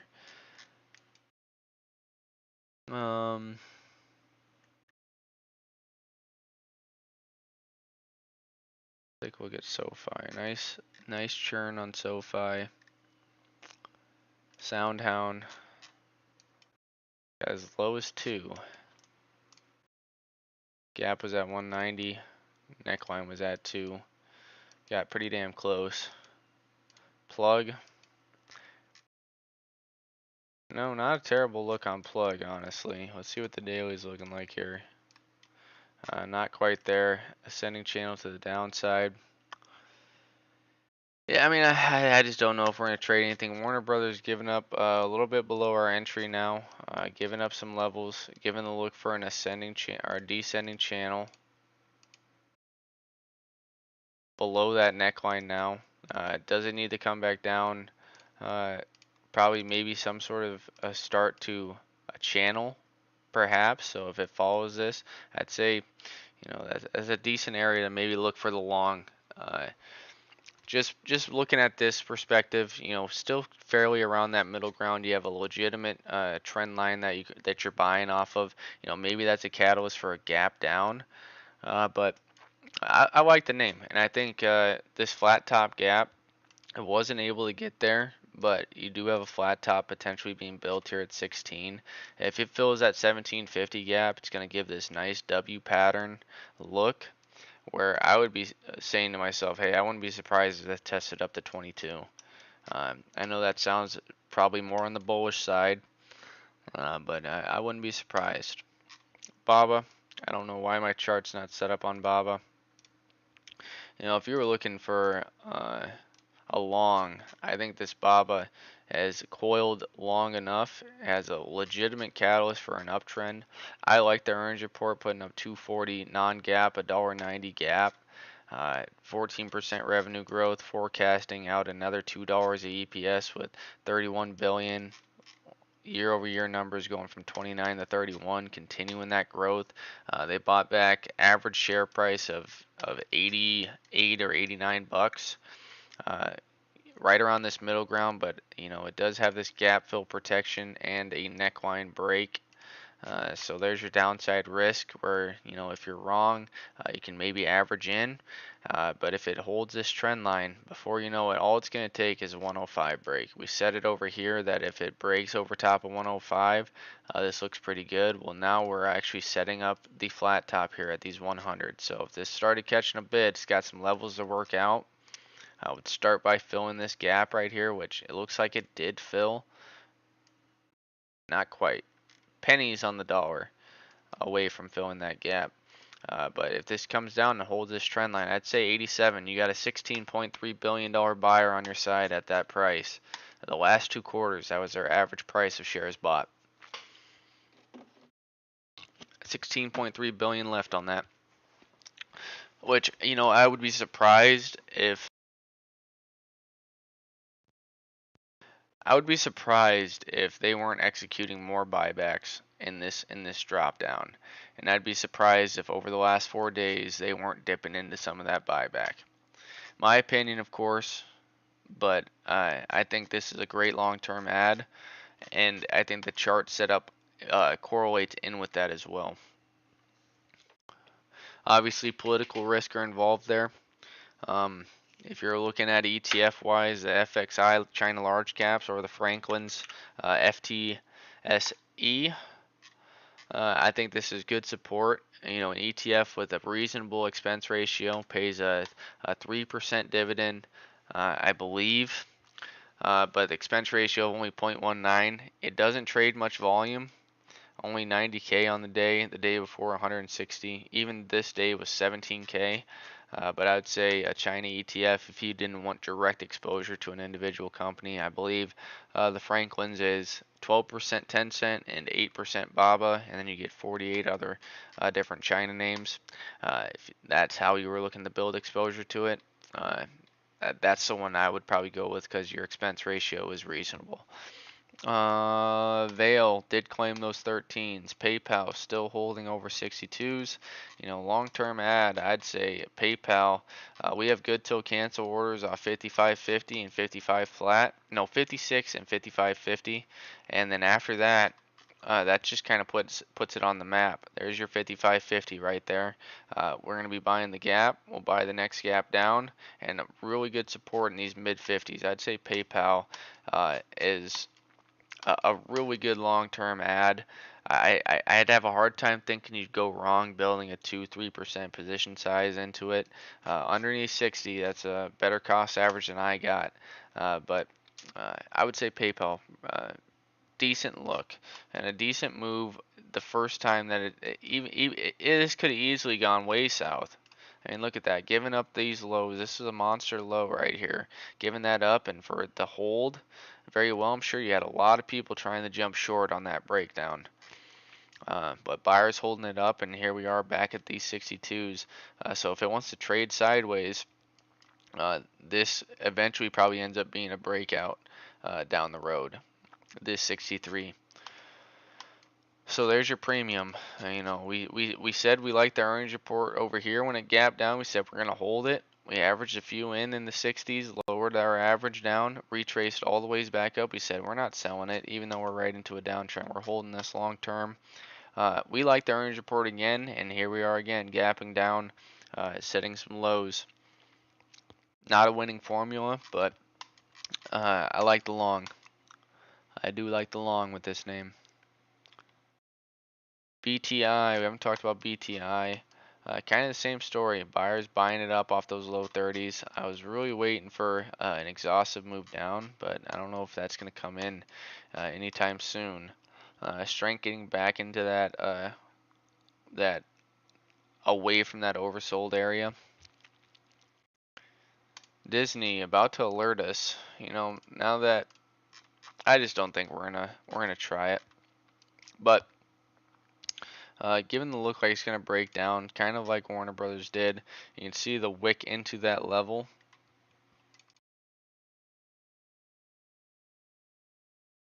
No volume with this name. APLS trying to hold these lows. SPGC. Now this is where it would discredit you. But down here to these 250s, that washout top right there is scary. I'd probably stay away from it from that look. Light volume. There's no volume for that breakout, and you have the downtrend there.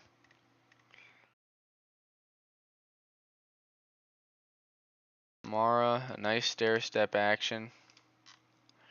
Took out that neckline. That neckline break, probably not a half bad ad. Still looks like a short. A lot of stuff looking like if it continues to catch a bid, looks like it would be a short.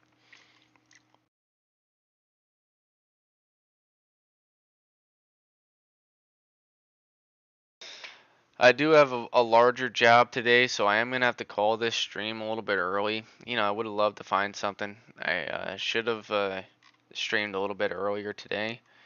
But, I mean, it is what it is. I'm going to have to call it for today. So I do apologize. I mean, I'm gonna be working the same boring names anyways. We're playing BAC. We're playing GM. We wish we were playing Vale, but we're playing Warner Brothers. And Neo is on watch. I do like this tight descending channel into this gap fill, and it has another gap down here at 1030s. I think is a reasonable add. Uh, Ford, kind of the same chart setup as GM, very similar. PayPal, strong, but I want to see it reject. I'd say Bob, a lot of what I like has this same setup right here. So maybe there's a coincidence with that. I don't know. Maybe there's a coincidence. I couldn't tell you. But that's going to call it for the day. I appreciate everyone who tuned in. We will be back here tomorrow and we will be prepared, ready to go. We're going to hit something big tomorrow. I got a good feeling about it. Uh, so we'll see. But I appreciate everyone tuning in and we'll see you tomorrow.